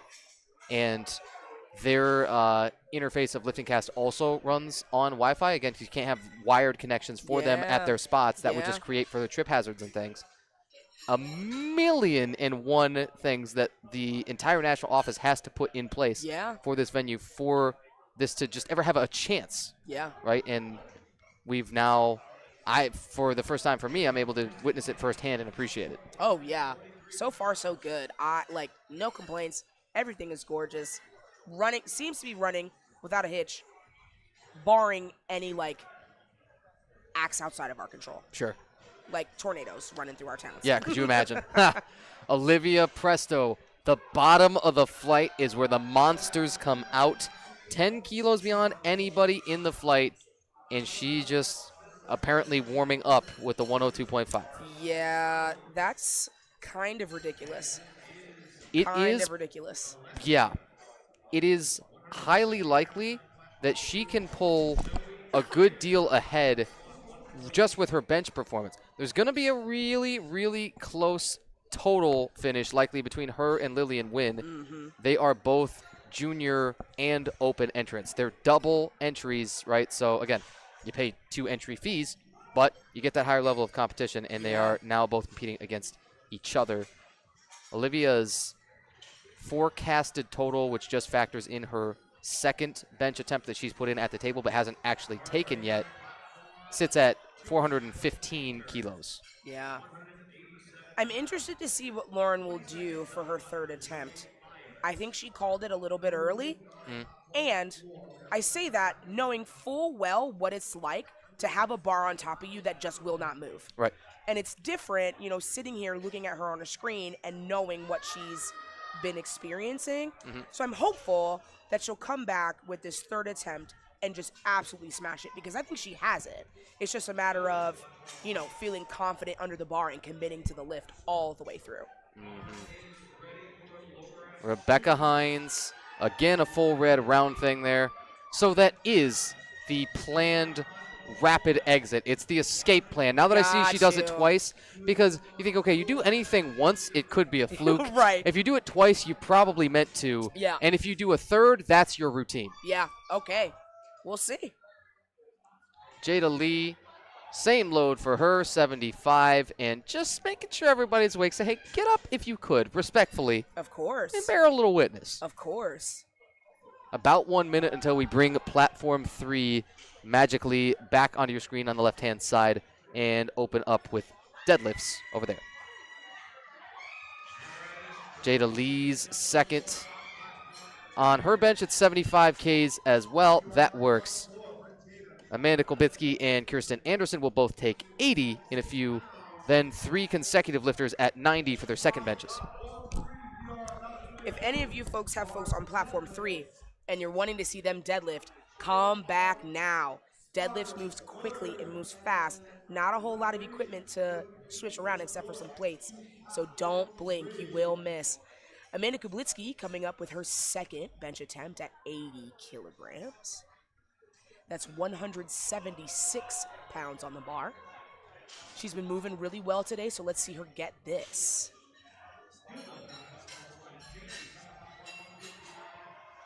A little bit of a grind here, and she doesn't have it. Again, this second deadlift is bench press. I'm getting way ahead of myself, and platform 3 is back on our screen, so I'm kind of not getting that far ahead of myself. But the second bench press is really where you know what you have left, right? So you have your first opener, you smoke it, great. We take our second attempt, it may be there, it may not. We'll use that as information for our third. It's not a bad thing to fail a second bench. More than likely, it means that we have a little bit of tweaking to do on our position. Maybe do a little back rub before we get locked into that little scorpion pose before we take the bench. There's a lot of things that can happen to make sure a second or third moves as smoothly as Kirsten's just did right there at 80 keys. Yeah, you bet. We've now seen the spectrum of the second attempts, because Lauren LaChapelle spent quite a while on that midpoint, and she did put in a retake, by the way, at 67.5. Okay, smart. And she doesn't have to take that if she should choose to scratch it. That's the option, because we've seen that a couple of times today where business decisions just, it for building the total, for securing that best total, probably left you something for deads. Right, right. And of course, we would all love to see every lifter take every attempt and absolutely smash it. But if that's not in the cards, that's just not going to happen. So, deadlift openers from Platform 3, Flight D. Again, it just doesn't take too long to get through a flight of 6 lifters. No matter what they're doing, no matter how long they're taking, Aiden Lee opens 215. And Joel Valdez is at the very bottom of the flight. He is going to open over 600 pounds. I'm sorry. That took my breath away when I said it. He's going to open over 600 pounds. Yeah. It's 275 kilos when you get down there. Yep. Every so often, we have to make sure that we read the numbers right because they're huge. I actually saw a bench opener that was put in at 275 out of the youths. And then I figured it out. I said, I think there's a decimal that's supposed to be in there. Yeah. And when it came, I was thrilled to see that. Yeah. Oh, my goodness. Oh, yeah. Adam Diaz, he's been ahead on totals. Ooh, and his grip is going to fail almost immediately, Sam. What's that about? I'm not sure. Yeah, that's not something that you would typically see on an opener. Yeah. Part of me wonders if he just wasn't quite set all the way. You see he kind of has that dynamic rock into the wedge. Yeah. I wonder if that might have dislodged him a little bit, but that shouldn't happen on an opener. Yeah, that's not ideal, and it means, what do we always tell you after a miss? Your 2 options, stay the same or go up. You can't go down. Yeah. That's a tricky spot to be for Adam. And the strength is absolutely there. It went up relatively easily. Yeah. He's just got to hold on to it. Yeah, an awkward position, but he will retake at 242.5. Lillian Wynn, as she's accustomed to, featuring right towards the bottom of the flight.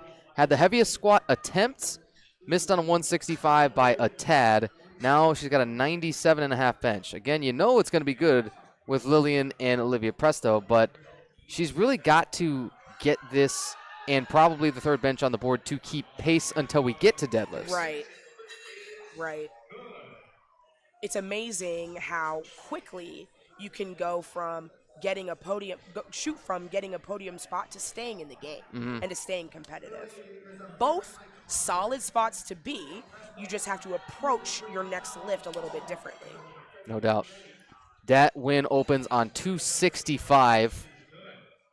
And so with 584 and some change, these 67.5s are, so 67.5 times 4, if I'm not mistaken, is 270. And so they're pushing, like, this is beyond a 4 times body weight pull for Joel Valdez. Absolutely insane. Uh-huh. Absolutely insane. It, kind of reminds me in biology class when you're like, an ant can lift 4 times its own weight. Well, these humans can too, and in my opinion, I think this might be a little bit more impressive. Right? Like economies of scale kind of thing. Yeah, 100%. Olivia Presto again with the biggest bench in the flight. She knows it. Oh, my goodness. And has got way more. 110, check. Next, please and thank you. I wonder if I had to guess. Yeah. I would say she'd go for 117.5 next. Yeah. My guess is 115. That's another one. Lord knows the speed can fall off. Yeah. Oh, yeah. And Joel Valdez, his speed is just showing up on his first. He gives you the little "Are you not entertained?" with a 606 to open on his deadlift. That's the heaviest of the 67.5 deadlifts. Remember, our 67.5 men's open are all of the competitors that you're going to see on Platform 3 right now throughout this flight. Lauren LaChapelle did come all the way back on 67.5, showed it perhaps who is boss. Yeah. Leave no doubt. Take dominion over the bar as it kind of wanted to, take ownership of her first. Fernando Morales, 220. It's a great pull. Rebecca Hines will polish off her bench. Could run her subtotal to 210. And ekes it on out. The 5 and then the 2.5. Yeah. That's probably, on average, the best possible play Yeah. among our women's benchers right now, right? Yep. I would say that's an ideal progression and one that has shown, obviously, great success over the course of the session today. Because many, when they take 2 5s, that second 5, it doesn't come up. Yeah. Yeah. Amanda Kolbitsky will aggressively wedge her way under. It's not only the feet up on the bench, it's the hands up on the pins of the rack to push herself further and further into her ideal start position. And a lot of times people think of bench press as moving the bar itself, when in reality, as competition benchers in powerlifting, we're really pushing ourselves away from the bar. Sure. And being able to really wedge herself into that bench and get that solid foundation just gives her this beautiful surface to push off of, even though it wasn't entirely successful. We did get some opening deadlift misses out of the flight. And so Sterling Walker is one of those who has got to retake. Pardon me, he jumped by 5. Never mind. Again, I'm adjusting my glasses, making sure I'm seeing that right. Jada Lee's 80 keys. You can say that again. This is a PR chip. And it's in the midpoint. I mean, they usually say you miss in the midpoint. That's a strength thing. Yeah, and unfortunately, when she brought that bar down, I knew it was not going to go. It came down a little bit unevenly off her center line. And unfortunately, with bench press being such a technical lift, everything has to be lined up perfectly to be able to get the maximum output from that lift. Mm-hmm. Kirsten Anderson. She also wants to chip a bench PR here. Set hers at Midwest Regionals in 2025, and she will set another here for Nationals. Put it on the board. That win, by the way, his second deadlift is 280. That's 617 and some change. Come on. Hold it.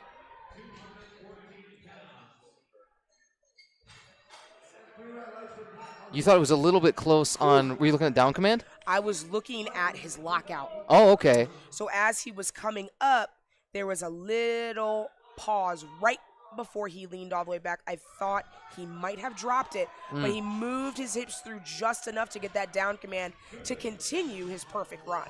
Caitlin Pierce throwing a 92.5. What did I say? The 5 and then the 2.5. On average, has been our best play today. Yeah. There's another one of these coming. It's actually the exact same bench numbers. Summer Cardosa is the one here. Summer, the exact same 3 attempts, 85, 90, 92.5 as Caitlin Pierce prior.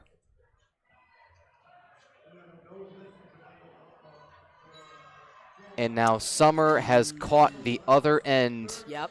Some will, on that minimum jump, the smallest that you're allowed to go up, find that bar infinitely heavier. Yeah. It is a selective gravity thing. You know what I mean? Honestly, I don't know what the refs are doing, but they just turn it up and down willy-nilly. That's strange to me. Fernando Morales, after his ritual, will set and pull 230. This would be plus 10 to the lifetime best, and there's a ton more in the tank. Pull. Look at that. What a pull. If you told me that was 10, 15 under his PR, I would believe that. I would have as well. But he stacks the 10 to his all-timer. Very nice. Perfect deadlift day for him. I'd feel so happy, so proud of my performance on the day. Lillian Wynn on 100. Aiden Lee's third. Ooh, bit him at the knees. Yeah. He does opt for the knee sleeves on the deadlift. We've seen just a few sprinkled throughout almost every single flight. I don't think there's been a flight where no one has chosen. it's your prerogative again, but do you find it gives you benefit? Not necessarily. I say sometimes on deadlifts, especially, for myself, ideally, I want to keep contact from the bar all the way up my legs towards lockout. And with the aggressive knurling on that Texas Power Bar, You bet. a knee sleeve is just going to get in the way. It could snag, it could grab it. That's why, we'll see Adam Diaz has baby powder on his legs to sort of mitigate that drag, just sort of help it just slide all the way up. So you'll see there's chalk in the palms, baby powder on the legs. You do not want to mix up the two. Ha ha. You do not. But Sam, I've been making the joke in every session. I think in every flight of every. Yes. Well, Sam will say it one more time. Baby powder on the legs. Yes. Chalk on the hands. Chalk on the palms. Yeah. Oh, very nice. Olivia Presto. It will be a minimum jump for her. I thought maybe it might be 5, but she's almost bucking her trend, even though she created even more room for herself with Lillian missing her third. Yeah. Yeah, I really think that at this point, Olivia's job is to maintain. Right. She's got a sizable lead. The rest of the field is choking on her dust, honestly, and she just got to continue to have a solidly technical day. And it looks like she will continue to do that. Absolutely. Sterling Walker on 600, and wow, I thought with the first couple inches of the lift, which you always know that you're making a trade-off with your sumo versus conventional pull. Is it going to be harder off of the floor or at lockout? The first couple inches had me really thinking that would come all the way out. Yeah, I would too. Now, granted, I don't pull sumo, so I'm not the person to necessarily talk to about technique. Yeah, I know what you mean. As far as that goes, but a lot of the times, especially with conventional lifting, you definitely don't want to take the first 3 inches for the whole lift, because sometimes you get to the knees and you just grind to a halt, and you can't use any thigh support like you would in any other strength sport. Powerlifting is strict. You It bet. is technical. Absolutely. It is pristine when it comes to the standards of lifting. You have to do everything beautifully to be able to have 3 white lights, and there's really no room for error. Dat win 285, and that came, midway maybe. As he was circling around, I wasn't sure if he was going to take the little intra-set nap or if he was just going to go and dap the judges. Yeah. I thought had those a great day. Well, yeah, absolutely. He still secured the 280 second. Joel Valdez, he gets the bottom of the flight. That it means something. You say it, and everybody gets that little feel of reverence for it. Joel, however, did miss on his 285 pull. That means a lot riding on his total here. It's a plus 15 swing. Joel Valdez, it barely budged, and that could have moved him up in his placings. He's going to have to settle.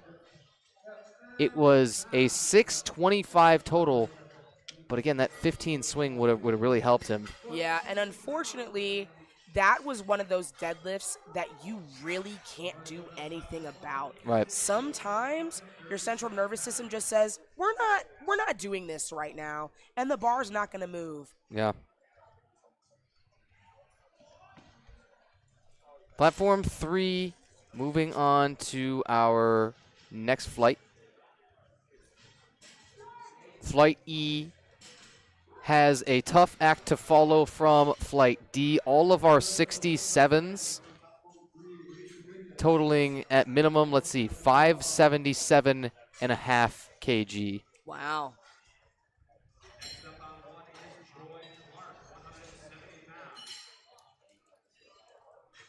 The absolute minimum totals within that class, Sam, were just under 9 times body weight. Jeez. I went and did the math there. I just tapped it in. It's right about, I mean, 10 times body weight is, in a lot of weight classes, unheard of. In some classes, still humanly unobtainable. Correct. And in those lower classes, you start to say, okay, maybe that body weight multiple is a little bit skewed. Yeah. But 10 times is world class no matter where you are at every level all the time, like say with any age vision, you name it. Yeah. And the lowest quote unquote totals out of these 67s are 8 times plus body weight. Yeah, and these lifters are making a statement. Yeah. It's gone are the days where lightweight does not equal strong. Yeah. And it's one of those things too where, like we were talking about earlier, the field is getting bigger and it's getting stronger. Absolutely. So the competition is going to continue to get stiffer, and the lifters are going to continue to have to rise above that. Mm-hmm. It's really exciting. I kind of got goosebumps thinking about it. Right. Like, iron sharpens iron. These people are about to be monster. I mean, they already are. But as the sport continues and progresses, I can't wait to see where they go. And this week is so good in proving that because of our youths down to the age of 8. Yep. And our masters, we had all the way up through masters 5s at the age of 82. Brilliant. I don't know how better you could prove it. Really. Because everyone else in between is covered in that range. Yep. And so everyone can come out and be their strongest when these million different stimuli hit you. Yeah. When you have, maybe gained, lost weight, when you've found different leverages at your new weight class, when you have retooled your technique and traveled all this way, they come from all over. When they come, all of that, despite it all, everyone can still show up and put up their best performance. Yeah. Yeah. Stephanie Villalobos. Is that a little attitude shake of the hair? I mean, if I pulled my opener that easy, I probably would have done the same thing. A little shimmy. Yeah. Put a little stank on it. Nice. Caitlin Slovic is going to take that same weight on 150, as will Marcela Lopez Centeno.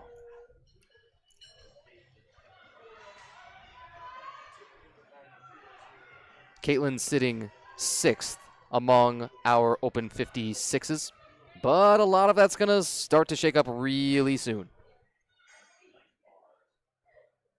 And that, put a stopwatch on that setup time. Yeah. That's like 2 seconds from the moment that she's at the bar to lockout. Yeah. Which is honestly incredible. Unbelievable. Because there are deadlift rituals that span most of the attempt timer. There really are. Sumo. Well, okay, some of them. Yeah, I know. No, you're right.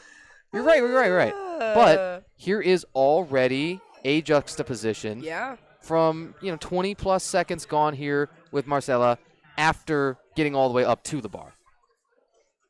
Remember, 60 seconds from the time the bar is loaded, call is made. A lot of times we don't hear it. Again, we've got the audio pumped into our ears so we can hear it a little bit from there. But when we hear it from the platform outside of our headphones and it's still loud enough, that really tells us, and then it lets us determine, okay, what is a really long attempt that's pushing that attempt timer and what is a really short attempt, a really quick one. Yeah. Deadlift is definitely where the lifter's personality can really shine. A lot of the times we're seeing the lifter head on, fully in all of their glory. They can take their setup, take their time, and then hopefully the post-deadlift sellies really lock in who they are as lifters. They can also take their attempt without an undershirt because they're in USA Powerlifting, Sam. Oh, yeah. Taking advantage of the Federation rules when you're out to stunt. And, of course, there's nothing better on a deadlift than every muscle just pop, pop, pop on that lockout. That's when you need the Barbell Productions crew to capture you, like you said, in all of your glory. Everything's popping. The very top, you will see muscles on yourself in a literally maximal deadlift that you've never seen before under that photo circumstance. Yes. Barbell Productions really, honestly, raising the barbell, no pun intended, all the puns intended, for how we see powerlifting, how we celebrate powerlifting, how we experience it in a virtual way. They are phenomenal humans to work with, and honestly, you got to see the material once they're done. They're so good. Ooh. Kathy, did she have up and down, Sam? Maybe that lockout looked a little. Yep. Mm. So we see we got some blues and a red. Yes. So when we see a red on a deadlift, a lot of the time the problem there is the lockout. Okay. So when we were looking on that last pull, the shoulders were a little ahead of the midline. You want a good strong pull, shoulders behind the bar, behind the midline, strong knees completely locked out like we see here. Yes. Undeniable. So that last pull left a little bit of room for concern. So it was a good call on the ref's part. I mean, all of the calls are good on the ref's part. Aren't they always at all times? They And have we should to accept be. them without. Again, we happen to have, because of the pomp and circumstance of nationals and all-star crews. We don't say that offhand. We don't say that because it's expected of us. We say that because many of these are internationally Yep. certified referees. At the jury table, that's where you really find those populated like all over. Yeah. And they have been at the elitist levels. They have been at, well, you know what it's like to be at a world level, right? Yeah. Yeah. You know, and it's one of the really cool things too is seeing a referee that has known you at a local meet Yeah. and then seeing them again on the world stage. I've grown as a lifter, they've grown as a referee, and it's a really, really awesome thing to just be in that space. Because, of course, different paths, but we've worked just as hard to get there. Yeah. And then mutual respect. 100%. 100%. Because truly, refs, no matter if you agree with the call or not, they keep you honest. Yeah. And that's what we that's what we need. There's no free lunch, Agreed. no free lifts. Agreed. And USAPL, I respect the refs a lot because they make you earn your white lights. There's no questions about them. Bryn Miller does have the deadlift ritual here, right? She comes out without the belt latched. Again, when you do it twice, I start to think that's a habit. It wanted to catch on her knees. What do you Yep. think? Yeah, it slowed down just a bit, but she did a good job at rewriting that, and it looked like the side judge saw a little bit of support on that knee. Yeah. So one of the things that we talked about previously was that the lift has to be strict. No sort of support on the legs at all. Yeah. Stephanie Villalobos, 157.5. She will utilize one of those grips all the way onto the smooth of the barbell, right? Yeah. So this knurling, we haven't even hardly gotten to mention it, but deadlift is a great time for it, especially because we're seeing more and more lifters opting for the mixed grip as Yeah. opposed to the hook. The gripping on the smooth is kind of a give and take. I've found, and I've tried it myself. I've recently pulled a deadlift PR where I did move my grip in, and it helped. But the knurling is meant to have bite, right? Yeah. To really kind of tear its way into your hand and sit in one spot. Yeah. And so, have you ever gripped on the smooth? I have done some like close grip deadlifts. Yeah. But one of the things that I'm doing right now has actually been pulling on an axle. Oh, with brutal. no knurling, and it's about as thick as a Coke can. Yeah. So I'm really getting to work on grip, locking that in, and Yes. making sure that that's solid. But honestly, you know, pulling on a smooth part of the bar, to me, is just personal preference. I mean, sometimes I don't necessarily want to feel like my calluses are going to rip off my hands. Yeah. But I tell you what it can do, no matter if you do choose to pull sumo or conventional, it can, to some degree, impact range of motion. 100%. It can, right? You may start further bent over. You may have a further, like, forward torso lean if you grip wider, Yep. even. Yep. And it just allows the arms to probably hang down a little bit longer Yeah. if you grip very, very narrow. But, of course, that trade-off. If you drop a deadlift on grip, Yeah. no lift. Yeah. Yeah, and I think you made a really great point about keeping the arms long. You know, successful deadlifts, we keep the arms long, sort of like ideally, the only piece of your arm that you're using in a deadlift is your hands to hold on to the bar. Your arms are long, pulling up, and just making sure everything is nice and lean and straight going into that lockout. Second deadlift attempts still cranking through on platform 3. Platform 4 on openers. Jack Angel, 172.5. Remember, all 67.5 kilo competitors on platform 4 for Flight D, but they do span a whole bunch of different age divisions. You have open and you have teen 1 through 3s.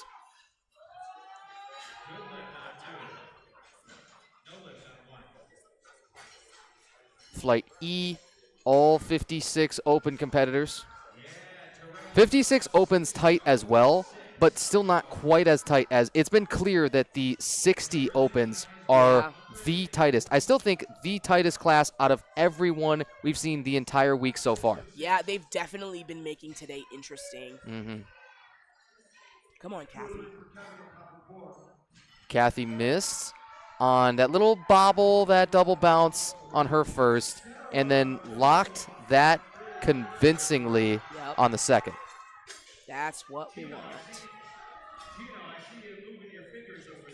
Slade and Fosberg on our right. These are, in the middle of the flight, too. You still might expect, okay, this is towards the end. No, at the end, it's still Esteban Mallory, and we won't even spoil it on the load there.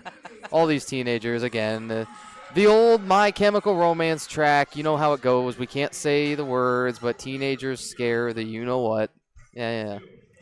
Yeah, and then on the other end, I'm just like, I believe the children are the future. So it's like, what? Two sides of the same coin, you know? Yeah. They can scare me, and they scare me because they outbench me, actually. I tell you what, for several, me too, because Esteban Mallory had the heaviest bench of the whole session at 155. Unbelievable. Absolutely.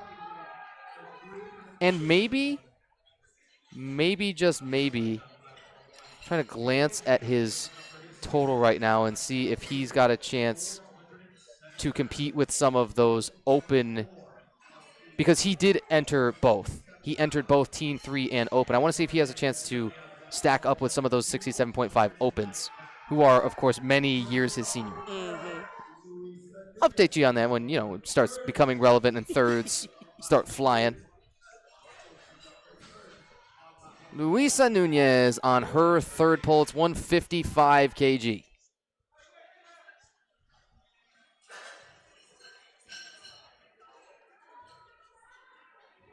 Another deadlift ritual on display for Austin on our right. And you want to talk about deadlift build. But did he get the down command, Sam? I don't know. It looks like he did not. Okay, so we talk about commands for squat and bench. Yes. For deadlift, you only have one command, and it's the down command. Yep. A lot of the times, sometimes folks get so excited because they pull that and they just want to put it back down on the ground. Yeah. But the lockout has to be held. It has to be convincing. Additionally, you have to control the bar to the ground. You can't slam it. You can't drop it from the top. Yep. You have to demonstrate control over the bar all the way down. So it looks like there were 3 yellows for that. The red lights, yellow cards for that reason.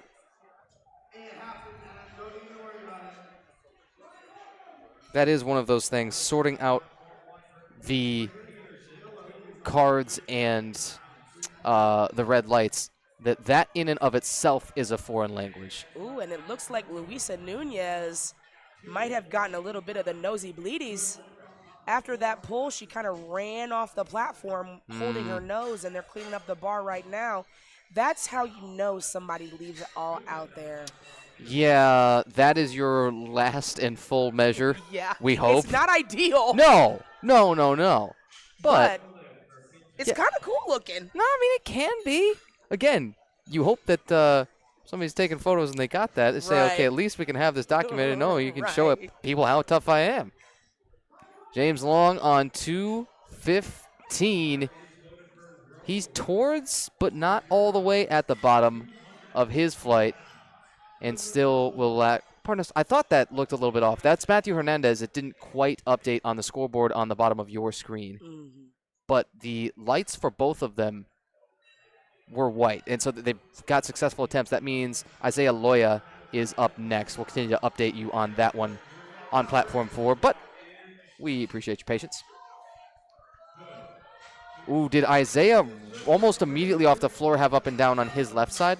I am not sure. It looked a little wonky coming off the ground. You know what I've seen before? It does pass. He did get 3 whites, by the way, Okay. Isaiah Loya. He got that knocked out. I have seen the tightness of the collar affect the space between the plates. Yeah. So you want to jam those things on. You've been a loader? Yes, I have. It's miserable. Yeah, frankly, it is. Right? Like I say it with all love in the world. No, it's awful. It's hard. But you've got to jam all the plates together, take as much of the space between them out as you possibly can by smacking them onto the bar, and then the collar holds them as tight as it can be based on how tight it's screwed onto there. And if there's any movement of that whole system of the bar plus plates on one side that shifts, Yeah. especially when it's right off the floor, it creates a little hitch, a little something like that. Well, But and y'all at home are probably like, well, is a millimeter of space really going to make that much of a difference? yes, Yes. absolutely. Yes, it does. Yes. Yes, it does. And it almost always not only can be felt, it can be seen Yep. in the attempts. Even if you can't see the space on the plates, a lifter can then tell you, no, seriously, that's not some misgroove, that's not some bad setup thing. That is the loading of the barbell that factored into my bar path. Right. Right. Wesley, one hand up like he's getting crowned champ. 150, good second. Love to see that. Flight D's second deadlift attempts. Caitlin Slovic is going to empty out the whole tank, right? Boom. Plus 7.5. Caitlin will walk off and enjoy for a moment, likely securing podium. That's 417.5, sits her second among the 56 opens. That's a great total. Absolutely. And there's still 5 more lifters left. Yeah, there's more to sort out about this. Our current leader among 56 opens is Sarah Yoa with a 152.5 squat, 95 bench, 175 deadlift.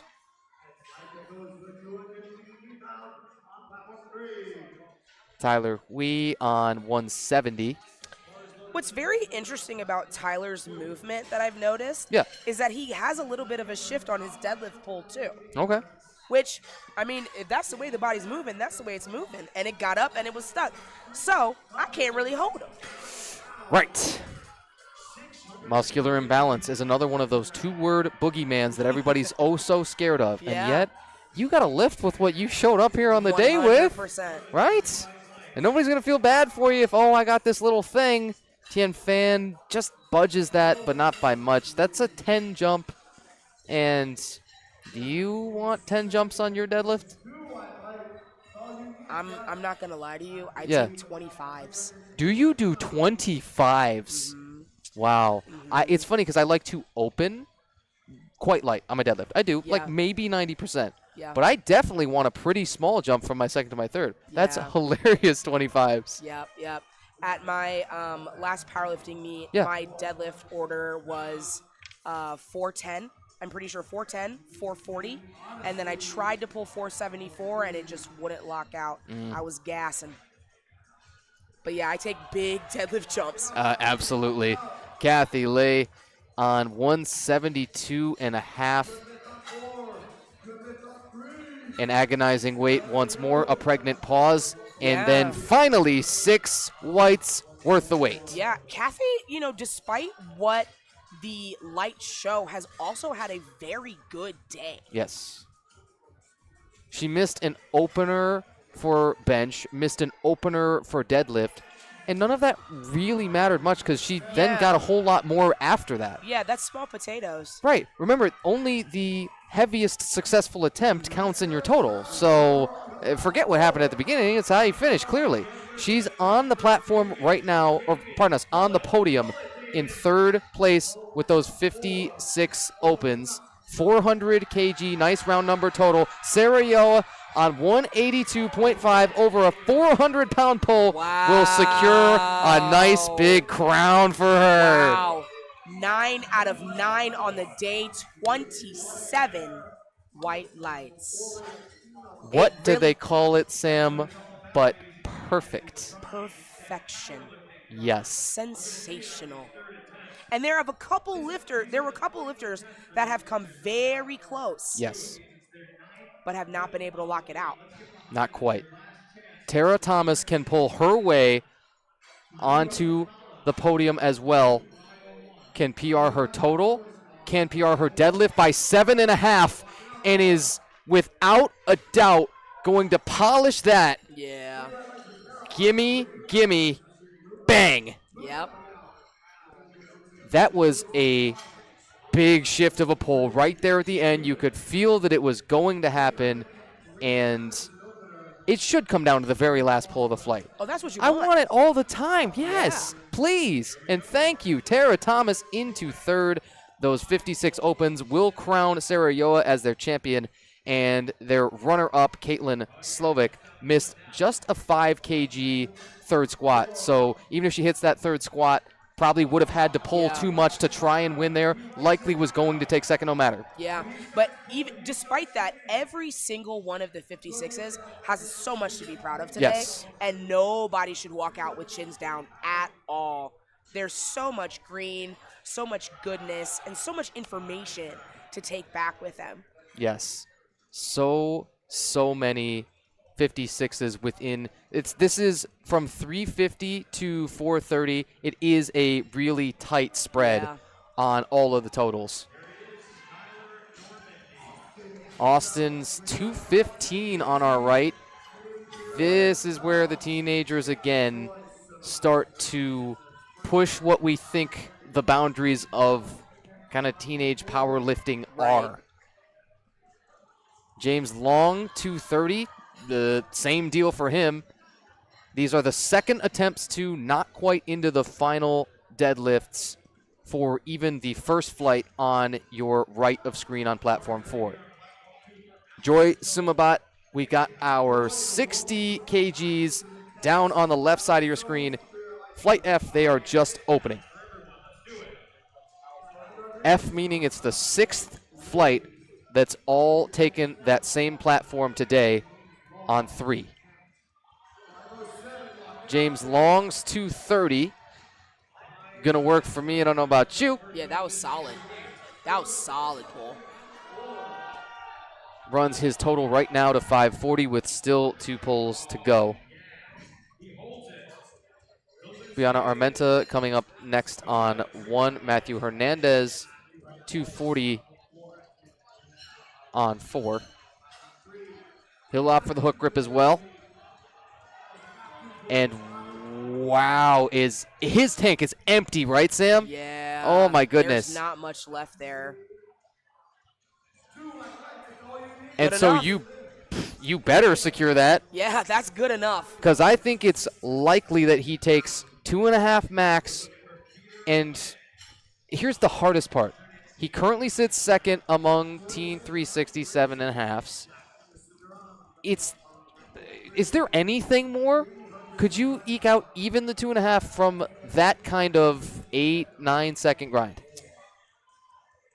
Yes, but it will require an insane amount of resilience and digging. Yeah. You have to dig to get that third deadlift out, especially when you were grinding on that.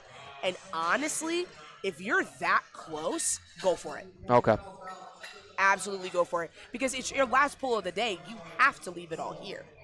I can tell you, Matthew put in a 5 jump at the table. He wants 245 to try and cement at least that second place finish here among your teen 367.5s. I can absolutely get behind that. Mm-hmm. Esteban is unsurprisingly by leaps and bounds above anybody else in those teen threes. And he's competing, yes, with himself, but with every single one of our opens, he's already becoming a threat. 270 for the second pull. Oh, my goodness. And with more in the tank for certain, he's now just moved into 5th, supplanting many of our opens who have already gone through. Yeah. What an incredible showing. What an incredible showing. It's a little bit nonsensical. It's a little bit like already tough to wrap your head around, and then whatever the third pole ends up being is just going to make you feel even more of that. You are absolutely right. Uh-huh. He goes 275. It's a smaller jump, but even still, 650 will be a hair below 10 times body weight. Yeah. Wesley Shield, 155, and he should have it. Is he... I'm trying to think. Is that trap shooting? Is he bang bang like That's like what skeet? it looks like. Line it up, take it down, I guess. Okay. If it flies, it dies. All right. That's a fun fact. That's what I'm talking about. Yeah. Fun fact about me is that was my second sport after football in high school is trap shooting. Huh. Yeah.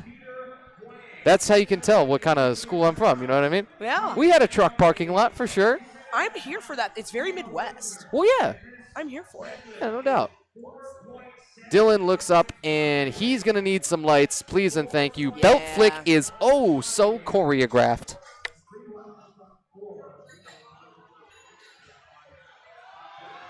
Tyler Hui sits in 4th among the teen 2s. That's 16 to 17s.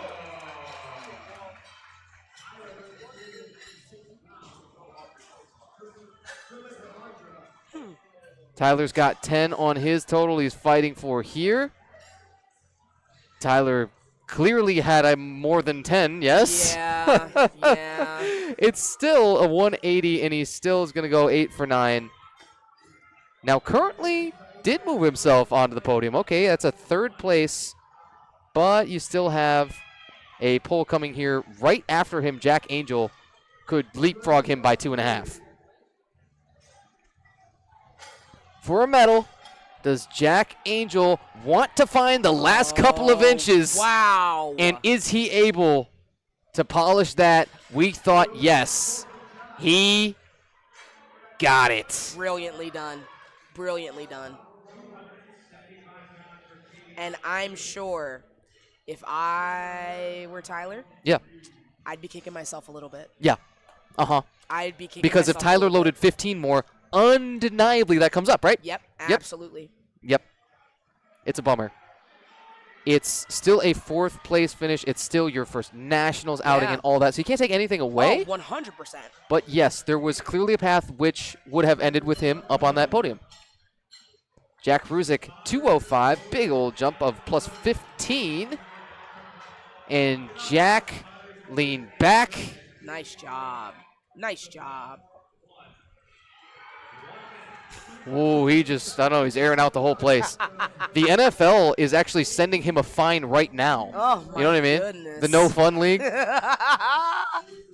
217.5. Oh, and Enoch's up next. It would keep him in 5th place, but a 530 total. That 15 swing on the line after he missed his opener deadlift at 205, or 202.5 rather. Just a hair under 480 pounds here.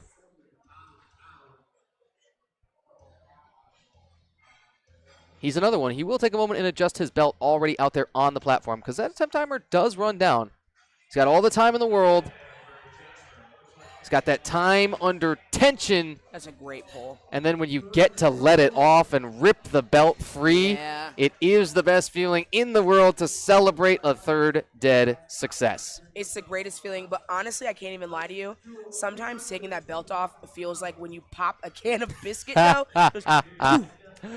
All the tension's gone. You know you did good. And then that pressure and the way that your blood pressure changes rapidly, then you see some intraset naps. You know, you go to sleep every once in a while.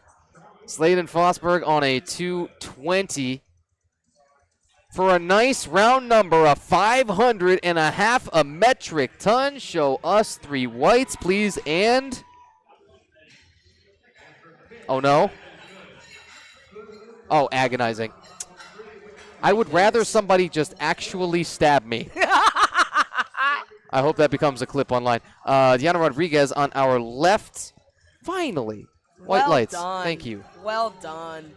Diana Rodriguez on our left, 152.5. So all of our 60s taking their second pulls on platform 3. Those are the final deadlifts of the day on platform 3 once we get all those third attempts. All right. And yes, it's still as tight, in fact, more tight now. Jeez. It's just going to be, and everything's going to be sorted out with those thirds and not before. Austin measuring up his pull, jumps bigger this time for his third. He wanted that 500. Whoa, he comes over the bar and into your head ref's lap. Yeah. Like, here, take this. Yeah. Not enough air in the chamber for that one. No, not quite. James Long with the tiniest bit of showmanship. It honestly goes a long way sometimes. Does show you that you feel like you belong here. James is 237.5. This is a plus 10 to his comp best. From Virginia States, now over here to Lombard, Illinois. Come on, DMV. Oh, couldn't do it. That's okay. At the knees and no more on the 7.5 jump. It was a good fight. Now, Matthew changed his attempt. He had put in a 245, and now this really becomes a business decision to lower it another 2.5 kilos to only 242.5, a minimum jump. And remember the speed or maybe lack thereof that it moved with last time. Yeah. But, man. I think that's a smart call for him. Right. If it were anything more, I doubt it. And now he's going to find out what he's made of. Did he lock it, Sam? I don't think so. Did he lock it, Sam? That right leg looked a little soft. You're exactly right. It was. Oh. It was a little soft. Yeah. He loses only 2.5 off of his total. Yeah. But to pull right behind him, Isaiah Loya is, if this pull should be successful, will leapfrog him by a good margin. Oh, my goodness. Let's get it, Isaiah. Come on. Silver medal is in his hands with a 257.5. Oh, and he is immediately looking at the hands, too. Yeah. Did he tear up his right hand thumb? Might have. Yeah. Might have. The risks of hook grip. Yeah. We know it's painful. It's always been, and it always will be. And when you train with it, it never feels great. Right. You just learn to get a little bit tougher about it, and your thumb Right. skin toughens up and things. But we have seen hook grip slip, and frankly, on average, the mixed grip is as secure or more. Mm-hmm. So you've got to really make that choice. I think it should be made more on position, right? Like what it can give you position-wise from each. Sure.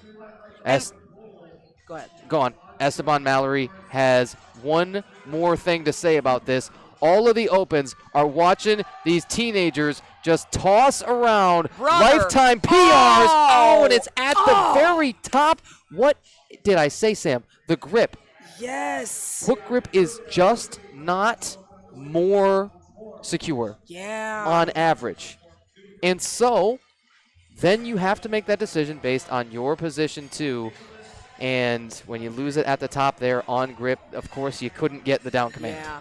And your thumb obviously is the strongest digit on your hand. True. Me personally, I would much rather have that on the outside holding everything together than trapped underneath my fingies. Mm-hmm. Nice little dual sumo setup here. I'm personally all about it. You know what I mean? Yeah. It's never going to bug me. I can learn to, nitpick. Sure. And I can learn to say, okay, there are more and less optimized sumo setups. And having pulled it enough myself and achieved some things, again, finally deadlifting 2.5 more than my squat, I can say that it is a tool. Yeah. Oh, 100%. And one of the things that I'll say, too, is, a lot of people think that's, there's a popular opinion that pulling sumo is not as difficult or is cheating. Wholeheartedly disagree. I think sumo is one of the deadlift, and one of the things that we do in powerlifting is we work with leverages. Of course. Sumo is a king of leverages for a lift. So if you have the proportions and the leverages to be able to do that successfully, that's more power to you. I do not. My upper back is very powerful, and sumo is not conducive for my pulling. But for whoever it is, more power to you.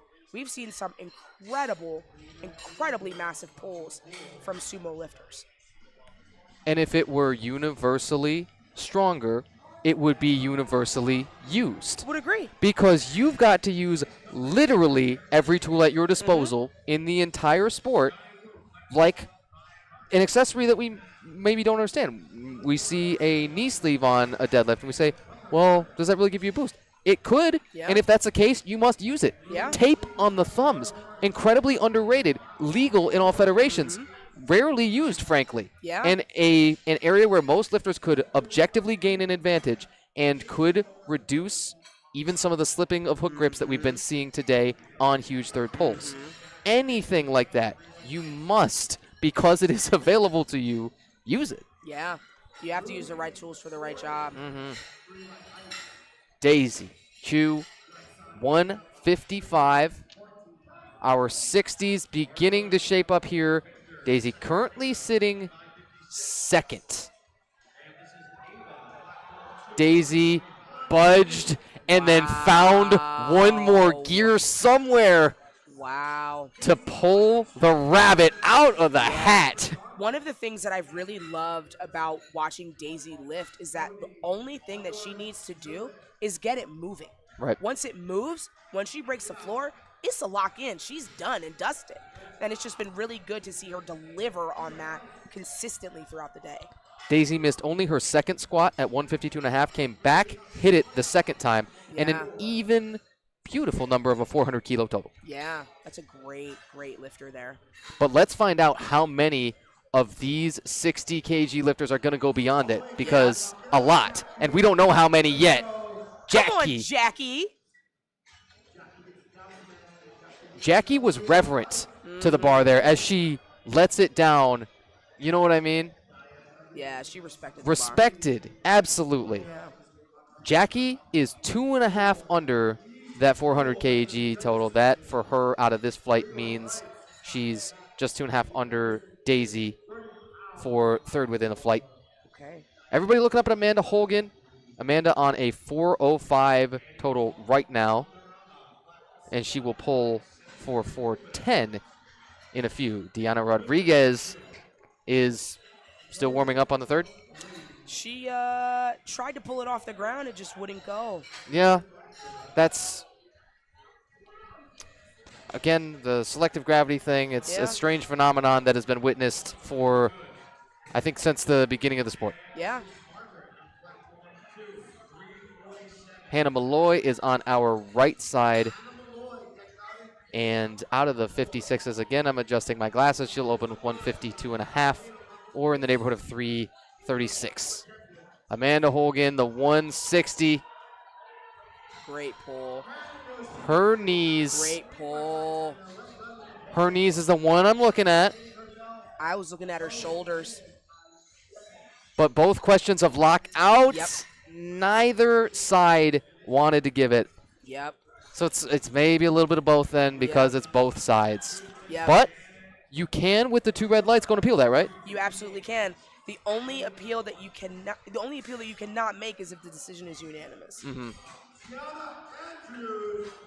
Lily Eichmeyer up to Yink, 162.5. And Gianna Andrews has already taken a national record on her opener, too. Oh, wow. Lily Eichmeyer wants to take this for all it's worth and more. She'll look up, and will she tack on 5? Oh. No. All blue in unison. Down and up. Potentially, or there could have been some support on the legs that we did not see. Clearly, that was a tight call, officiating-wise. Yeah. Not more so than we've seen throughout the day, just simply call that what it is. It was tight. Alexandria Luna, this is a big 15 jump, way bigger than we've come to expect throughout our 60s. And this is also a 7.5 comp PR. See, I don't know if that's the whole correct formula. A bigger jump from your second to your third deadlift than you took the first time. I struggle to say that is, for most, their best formula. Yeah. Typically, or ideally, I should say, not typically, you want to have a bigger jump between your first and second attempt and a smaller between your second and third, especially as you're reaching the upper limits of your strength and that fatigue is knocking from all the work that you just did. Joyce Simabat, she's got a 12.5. She's going to do the same in terms of the jump, and the result even a little better. Yeah. Boom, throwing a shoulder in. Nice job. And cleans house on the 167.5. Remember, we've got lots of 60s on the other platform, on platform 4, still to pull.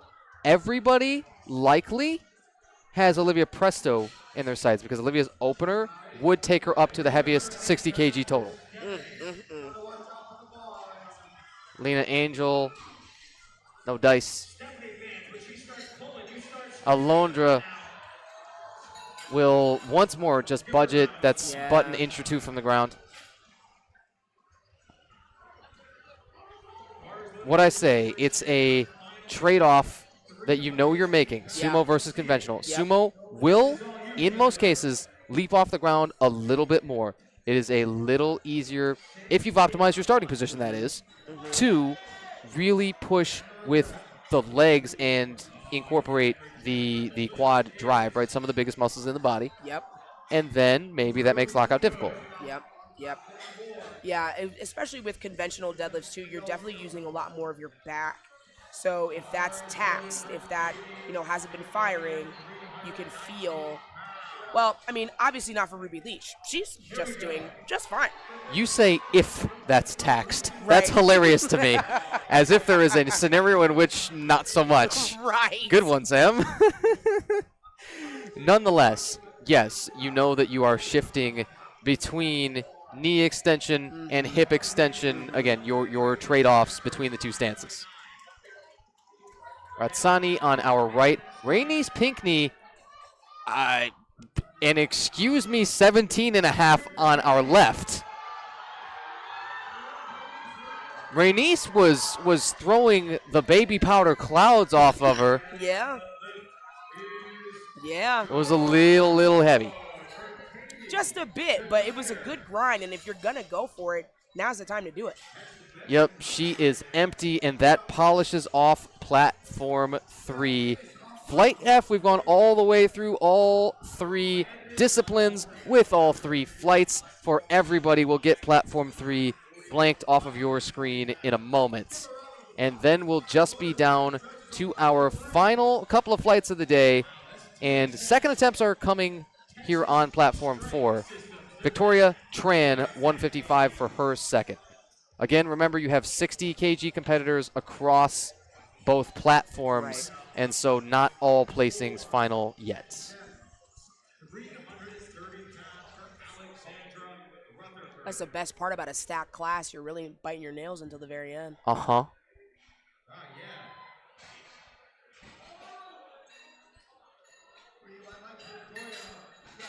Victoria coming as close to no celebration, I think, as we'll see.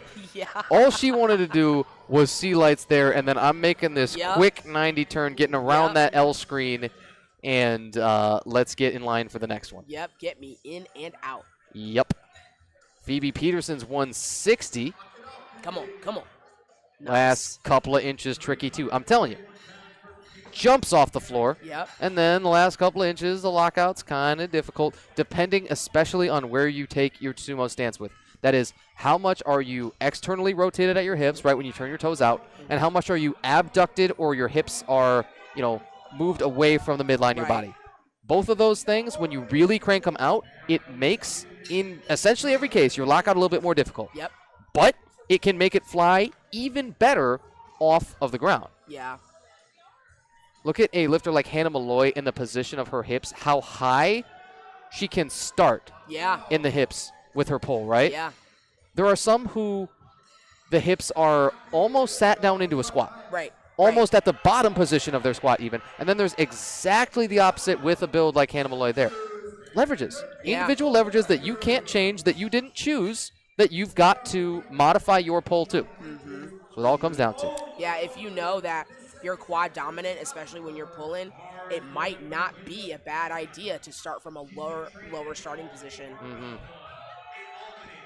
Gianna Andrews, remember, she opened with a national record. That means she's just got herself to compete with now, and I think herself is pretty good. Yeah. She does dump this, but you've said before, to a number of different lifters, did she maybe let it go a little bit earlier than you would have? On that one, no. Okay. The reason why I say no is because when I was looking at her pull, Yes. she seemed to be pitched forward a bit. Okay. So I think instead of trying to overcompensate and really correct and sort of tweak something, she let it go. I think that was a smart choice. Another smart choice is she's immediately gone and put that back in at the table. Yeah. What we haven't mentioned is she is one of those teen ones, so she's in the youngest age cohort of the class. That's why she is toward the bottom, but she's the one taking the national record attempts. Yeah. So she'll get one more shot at that 165 Good. and securing just one more little piece of history, you know? Yeah. Put that name in the record books. A little bit. Absolutely. And she knows that she's going to medal. Yeah. She knows she's going to get that crown. So just cherry on top. Yeah. Piper McGregor, 125. Out of your teen 160 kgs, sitting second.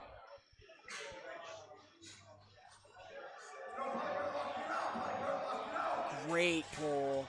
That was a great pull. Yep, all we need is two. Might have been a little bit of thigh support on that right leg. Still stacks up her total to 310 keys. And we'll get her a nice old silver. Ariana Kemp on 130. It's more than good by me. Okay, good. Good. Another nice round number for her, a 300 kilo total.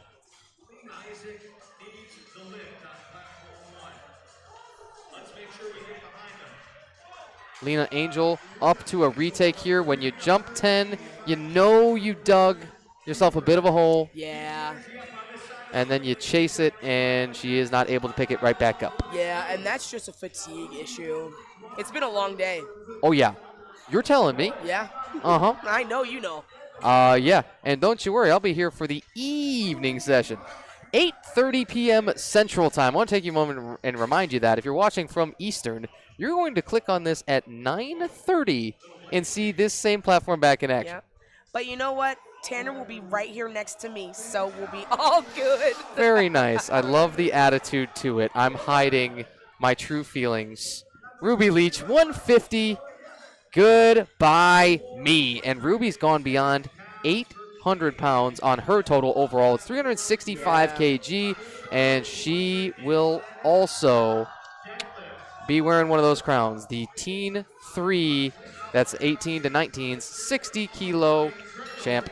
I love that the only lift that she missed was her first squat, and she said, that's it. I'm done. Get your one out of the way, and then you're locked in. Yep. Absolutely. Excellent day. Excellent day for Ruby. Ratsani sits middle of the pack here. Come on. But has something to prove to herself now, doesn't she? Pull it! Now, doesn't she, Sam, have something more to prove? Ratsani! Leaving it all, literally, on the platform. Oh, yeah. Oh, yes, that will happen. Yeah, absolutely. When you pull hard enough and put enough of that IAP, right, to get real nerdy, intra-abdominal pressure on yourself, that'll happen. Yep, absolutely. And then you never have to ask, did I have more? Did I not give everything? Oh, no. You gave it all. Absolutely. Gianna Andrews, one more national record attempt. 165. It was close, and the problem was not anywhere near off the floor. It leapt. It's 377.5 her total if she pulls this. Our big focus is the fireworks at the back. Yep. We need to see them right above that Nats logo and the A7 with one more national record. We want the lights. Whoa. And she is experiencing the rapid changes in said I pressure. was going to say, she might have some fireworks inside her own head. Oh, yeah. Yeah. She might have seen them anyway. A first attempt, an opener, already took a national record, Sam. Remember, with 155.5, that's how you could tell, because it's not one of those nice round multiples of 2.5. Yeah. I've never opened with a national record. I don't know about you. No. Pretty simple to think about. You're like, oh, well, maybe I. Nope. Yeah. Nope, me neither. Victoria Tran on 165. This is 2 jumps of 10 apiece. I really like that plan. Moving to about a 14th place. See, that bar moves around, Sam. My question is with the collars. Yeah, that bar was not loaded as tightly as it could have been. It's still on display for us as we look, and they're reloading it here. That's why we use the deadlift jack. Yes, true. You don't like to see it when there's 10 or more riding, 10 keys or more riding on that. Yeah, that's tough. Yeah. Phoebe Peterson, 167.5, already on top of your teen twos. Can she go out in a blaze of glory? I still think the answer is yes. Yeah. But it might be like a halo of, hellfire. Yeah, that was an incredible fight. An incredible fight. Had a little hammy dance going on, which I learned recently. They're not your hamstrings, they're actually your hip flexors fighting to get yourself upright. I learned that the other day. It's good to know. Yeah. And so there is probably some benefit in training to isolate some hip flexion to eliminate that kind of thing. Yeah. Eventually, once you get the chance to address it in training months down the line. Yeah. Hannah Malloy on a 170. Could jump her into a top 10 finish here. Come on, pull it, pull it, pull it. She's got the lean back and then grip at the very, very top. She's a little sheepish. For no real reason, though, do you have to be upset about that. A 170 pull. When you pull at the very end of the flight, your statement's kind of already been made. Yeah. And it's your last pull of the day. Yeah. Had a little bit of position improvement that could have been there. But at the end, it's still the heaviest pull, and everybody knows it. Yeah, absolutely. All right. How about one final flight? Can you give me one more? I think I can do that. All right, well, we're going to have it. Don't you worry, because it's already here. Lillian, win 125. Flight F, your 6th flight that has proceeded through this platform on platform 4. Well, that was easy. Uh-huh. I second that motion. All right, then. So, out of this flight, all 60 kgs, remember, that means that they were also in that head-to-head competition with the full 60 kg flight that we had from platform 3 at their bottom. And so everybody's placings depend on what happened beforehand, but also what happens here. If you follow that, Summer Cardosa. Based on, though, current subtotals plus deadlift openers, still everyone's looking at Olivia Presto. Yeah. She still sits considering or assuming that she hits the deadlift opener first among all of our 60s. Yeah, and she's, she's left really no room for her to mess up either. It's because the bench at 112.5 for Olivia gave her so much wiggle room within not only her own flight, but everybody else on the other side, everybody else on that other platform. Their heaviest bench of that platform was 90, and on her own platform was 92.5. That's 20 and 22.5 just gap, just room to play with. Yeah.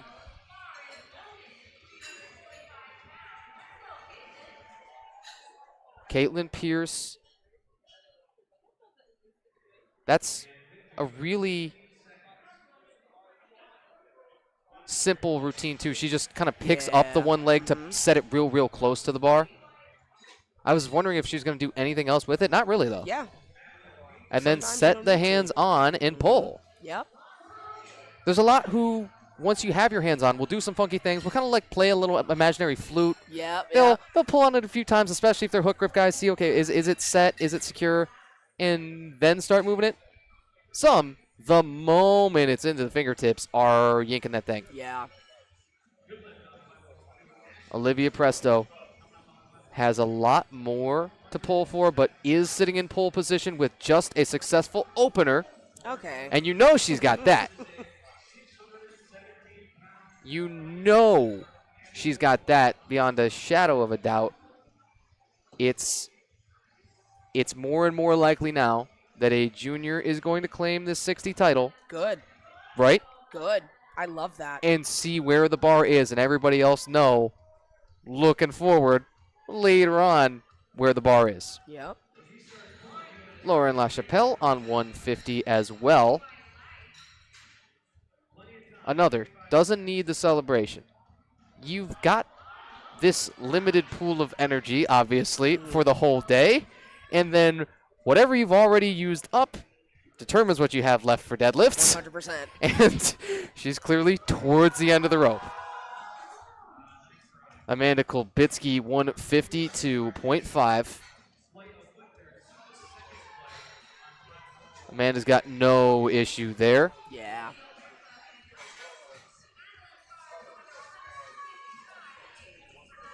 And towards the bottom of the flight, we have 3 more pulls for the final openers. Madeline, Rebecca, Jada in that order.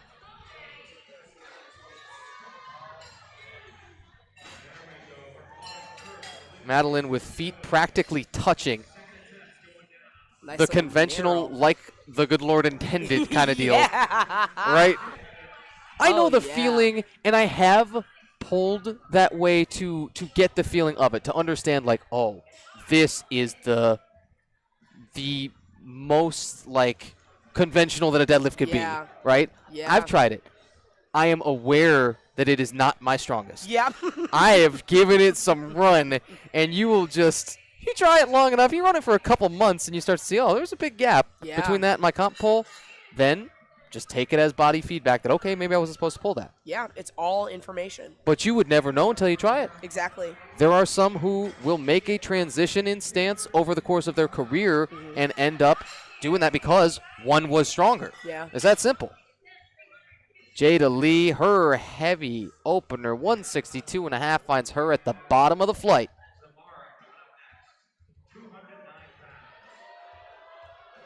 That's a great pull.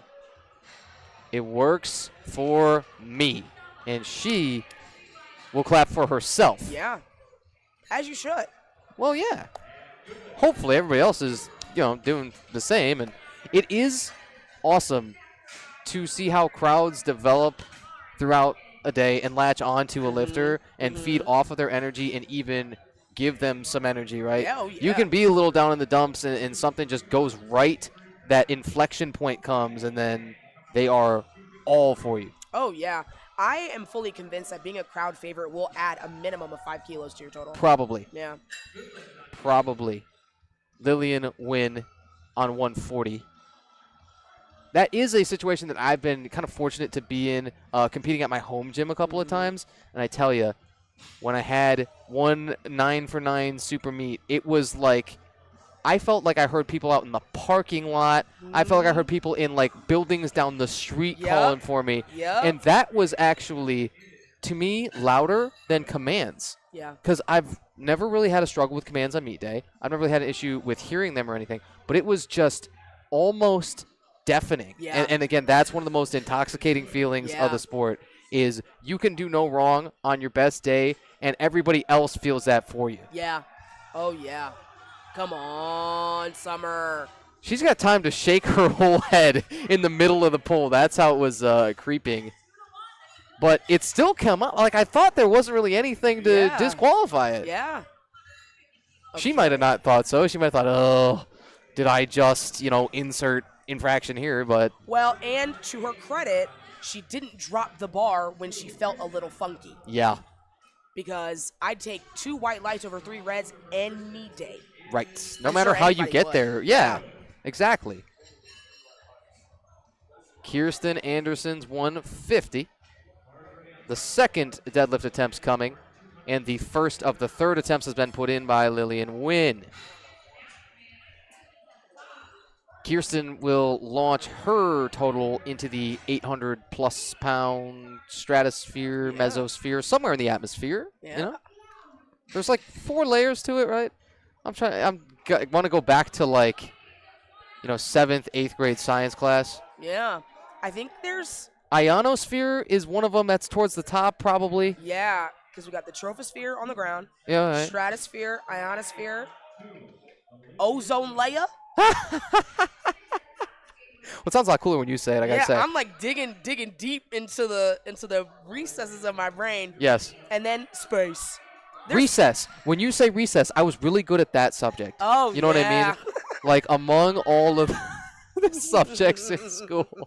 Hey, look at deadlifts. If you look in the middle of your screen, it's like they kind of just pick it up and then stand up with it. I don't know. Olivia Presto 160. So this is adding 10 and just looking to push that bar a little further, little bit more breathing room. I like this jump for her. It's way, way within reach. Yes, Yeah. yes. And that might be enough all on its own to secure this for her.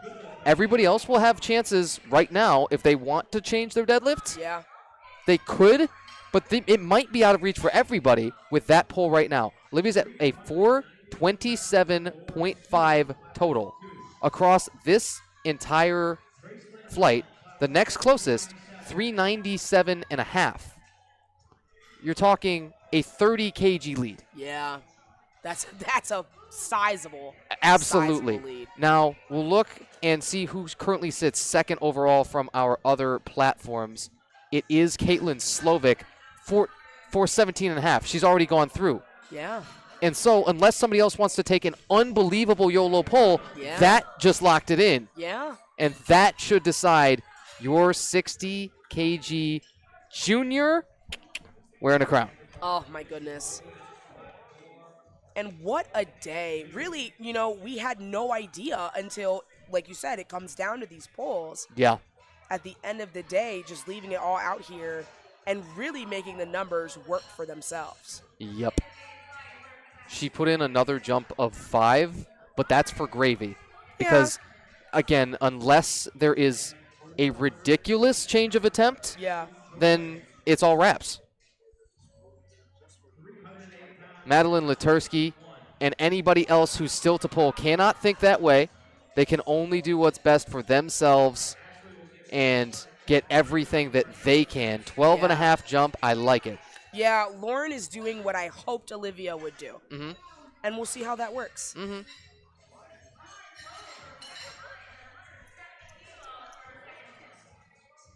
The entire podium will be set real soon. Lily Wynn will have that chance in her hands to cement that.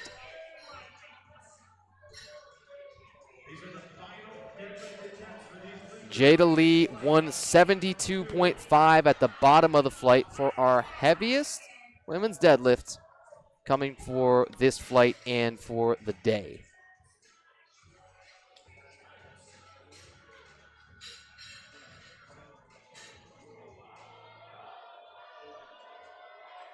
Jada took her time off of the floor, and I like that.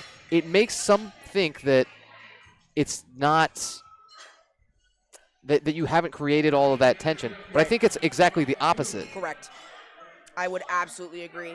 Sometimes taking your time off the floor really just solidifies everything in just so that the pull is quick. And then you really can't change position rapidly. Right. You can't have that getting pitched over, that getting rounded in your back. You've got no choice but to maintain that good breathe and brace, that good torso angle. Exactly. Summer Cardosa, 145. This is a 360 total for her if it, wait, could you imagine? Oh, man. I wanted it so bad for her. It hovers Yeah. a millimeter from the floor, hangs out there, and then comes beyond her knees, but by just a little bit, had to ditch it. Lillian Wynn, awesome squat of 160, but missed her third. Awesome bench of 97.5, but missed her third. Awesome pull to secure that podium. I need this. Okay. Come on, Lily. Okay. Lillian. Into Pull this third out. Let's place. go. Everybody knows, as Gino will go and tell her, hanging out and just collecting herself before finding that last couple of drops in the tank. Bang. Oh, yeah. That's what we like to see. That's what we like to see. Well Your done. podium pull polished. Well done. That's going to put her second among those juniors for the 60s and fourth among all of your opens. But again, she was a double entrant for that. Still, hardware you're walking away with. Kirsten, 155. Oh boy, she will have to pay for this. And it will come back to haunt her with the back pain tomorrow. I love that lockout, honestly. I think there's something, when you get to the top and you just kind of get stuck, she just kind of closed her eyes and she went somewhere and She locked did it close out. her eyes. I love that. Yeah. I love that. Continue rocking through third deads. Caitlin Pierce. Yeah. And she appears to have made her call. She appears to take it for all it's worth, too. Love that. 8 for 9 day. Had one of the heaviest benches, the second heaviest bench throughout this flight. Or pardon us, the third heaviest bench throughout this flight. Still 92.5 for her, and then only missing her third squat. Olivia Presto, how about a 9 for 9? I would love that. To cap everything else that she's done, as if, you just got to get greedy with it. Yeah. Right? Yeah. Like, I don't think I'm ever going to be satisfied even when I pull this. Not Right. if, but when. Just get a little bit greedy and go and take 5 more for yourself. You've already put it on the bar that belongs to you, so take it home. You've already got your crown, but what's 5 more for a champ? I told you I wanted 10. Yeah, go and take it up with a champ. Oh, soak it all in. 9 for 9 super meets. No magic tricks here. Nope. Just great, solid lifts. Yep. Olivia Presto out of the juniors will be taking your 60 open crown. Lauren LaChapelle, 172.5, but will not budge by a whole lot. Just glued to the floor. Yep. It was a 12.5 jump. Yeah. We know that's a lot. Yeah. The question is not, is it a lot? The question is it all the way beyond my last gasp? Right. Right. And usually when you need to find it, our lifters have been finding it more often than not. You have 4 makes to 2 misses so far for this flight's last deads. Amanda Kublitsky, she's the next one up. Amanda's 175.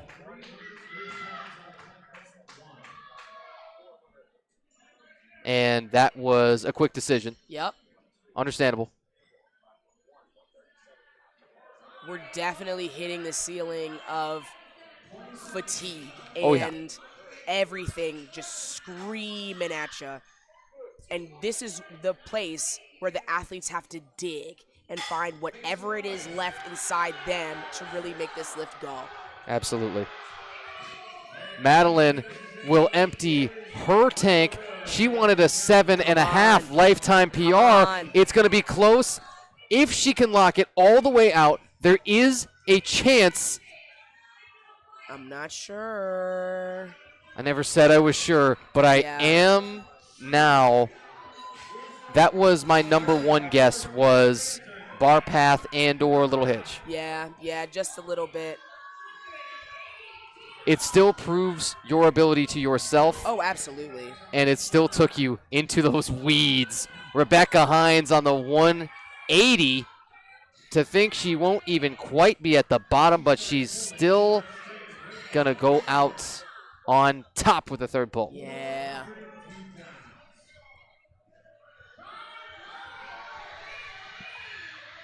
Jada Lee will have the very last pull, and she will be the one to go over 400. That works for me. I'm all cool with that. Yeah.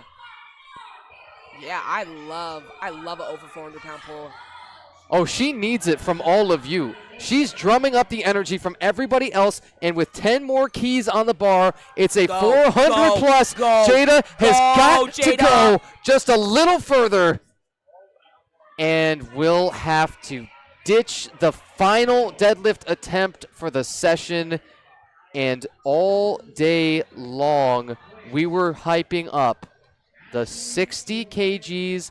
That lived up to the hype as much as literally any class all week long. And about any class that you'll see. Magic. Yeah, phenomenal showing on the day from all of the lifters that we saw, honestly. But the 60s is where it's at. 60 kgs is where it's at, and I cannot wait to see how much this weight class blows up in the coming months and years. 67.5 men cannot be ignored either. Correct. You had Teen 3 was Esteban Mallory pushing all of them. He does finish 6th among those. If he hits that final pull even, he makes a little bit more noise, would have been 5th among those, and is really a razor's edge from making a podium spot there as a teenager. All of our 67.5s featuring these huge pulls. Look at the overall totals from all of our raw 67.5s, right? And so 712 and a half. Don't even do the bodyweight multiples in your head, because you're going to start to get unnerved. It's, that win among all those who pulled today on our platforms will feature 5th. Esteban 6th overall among those.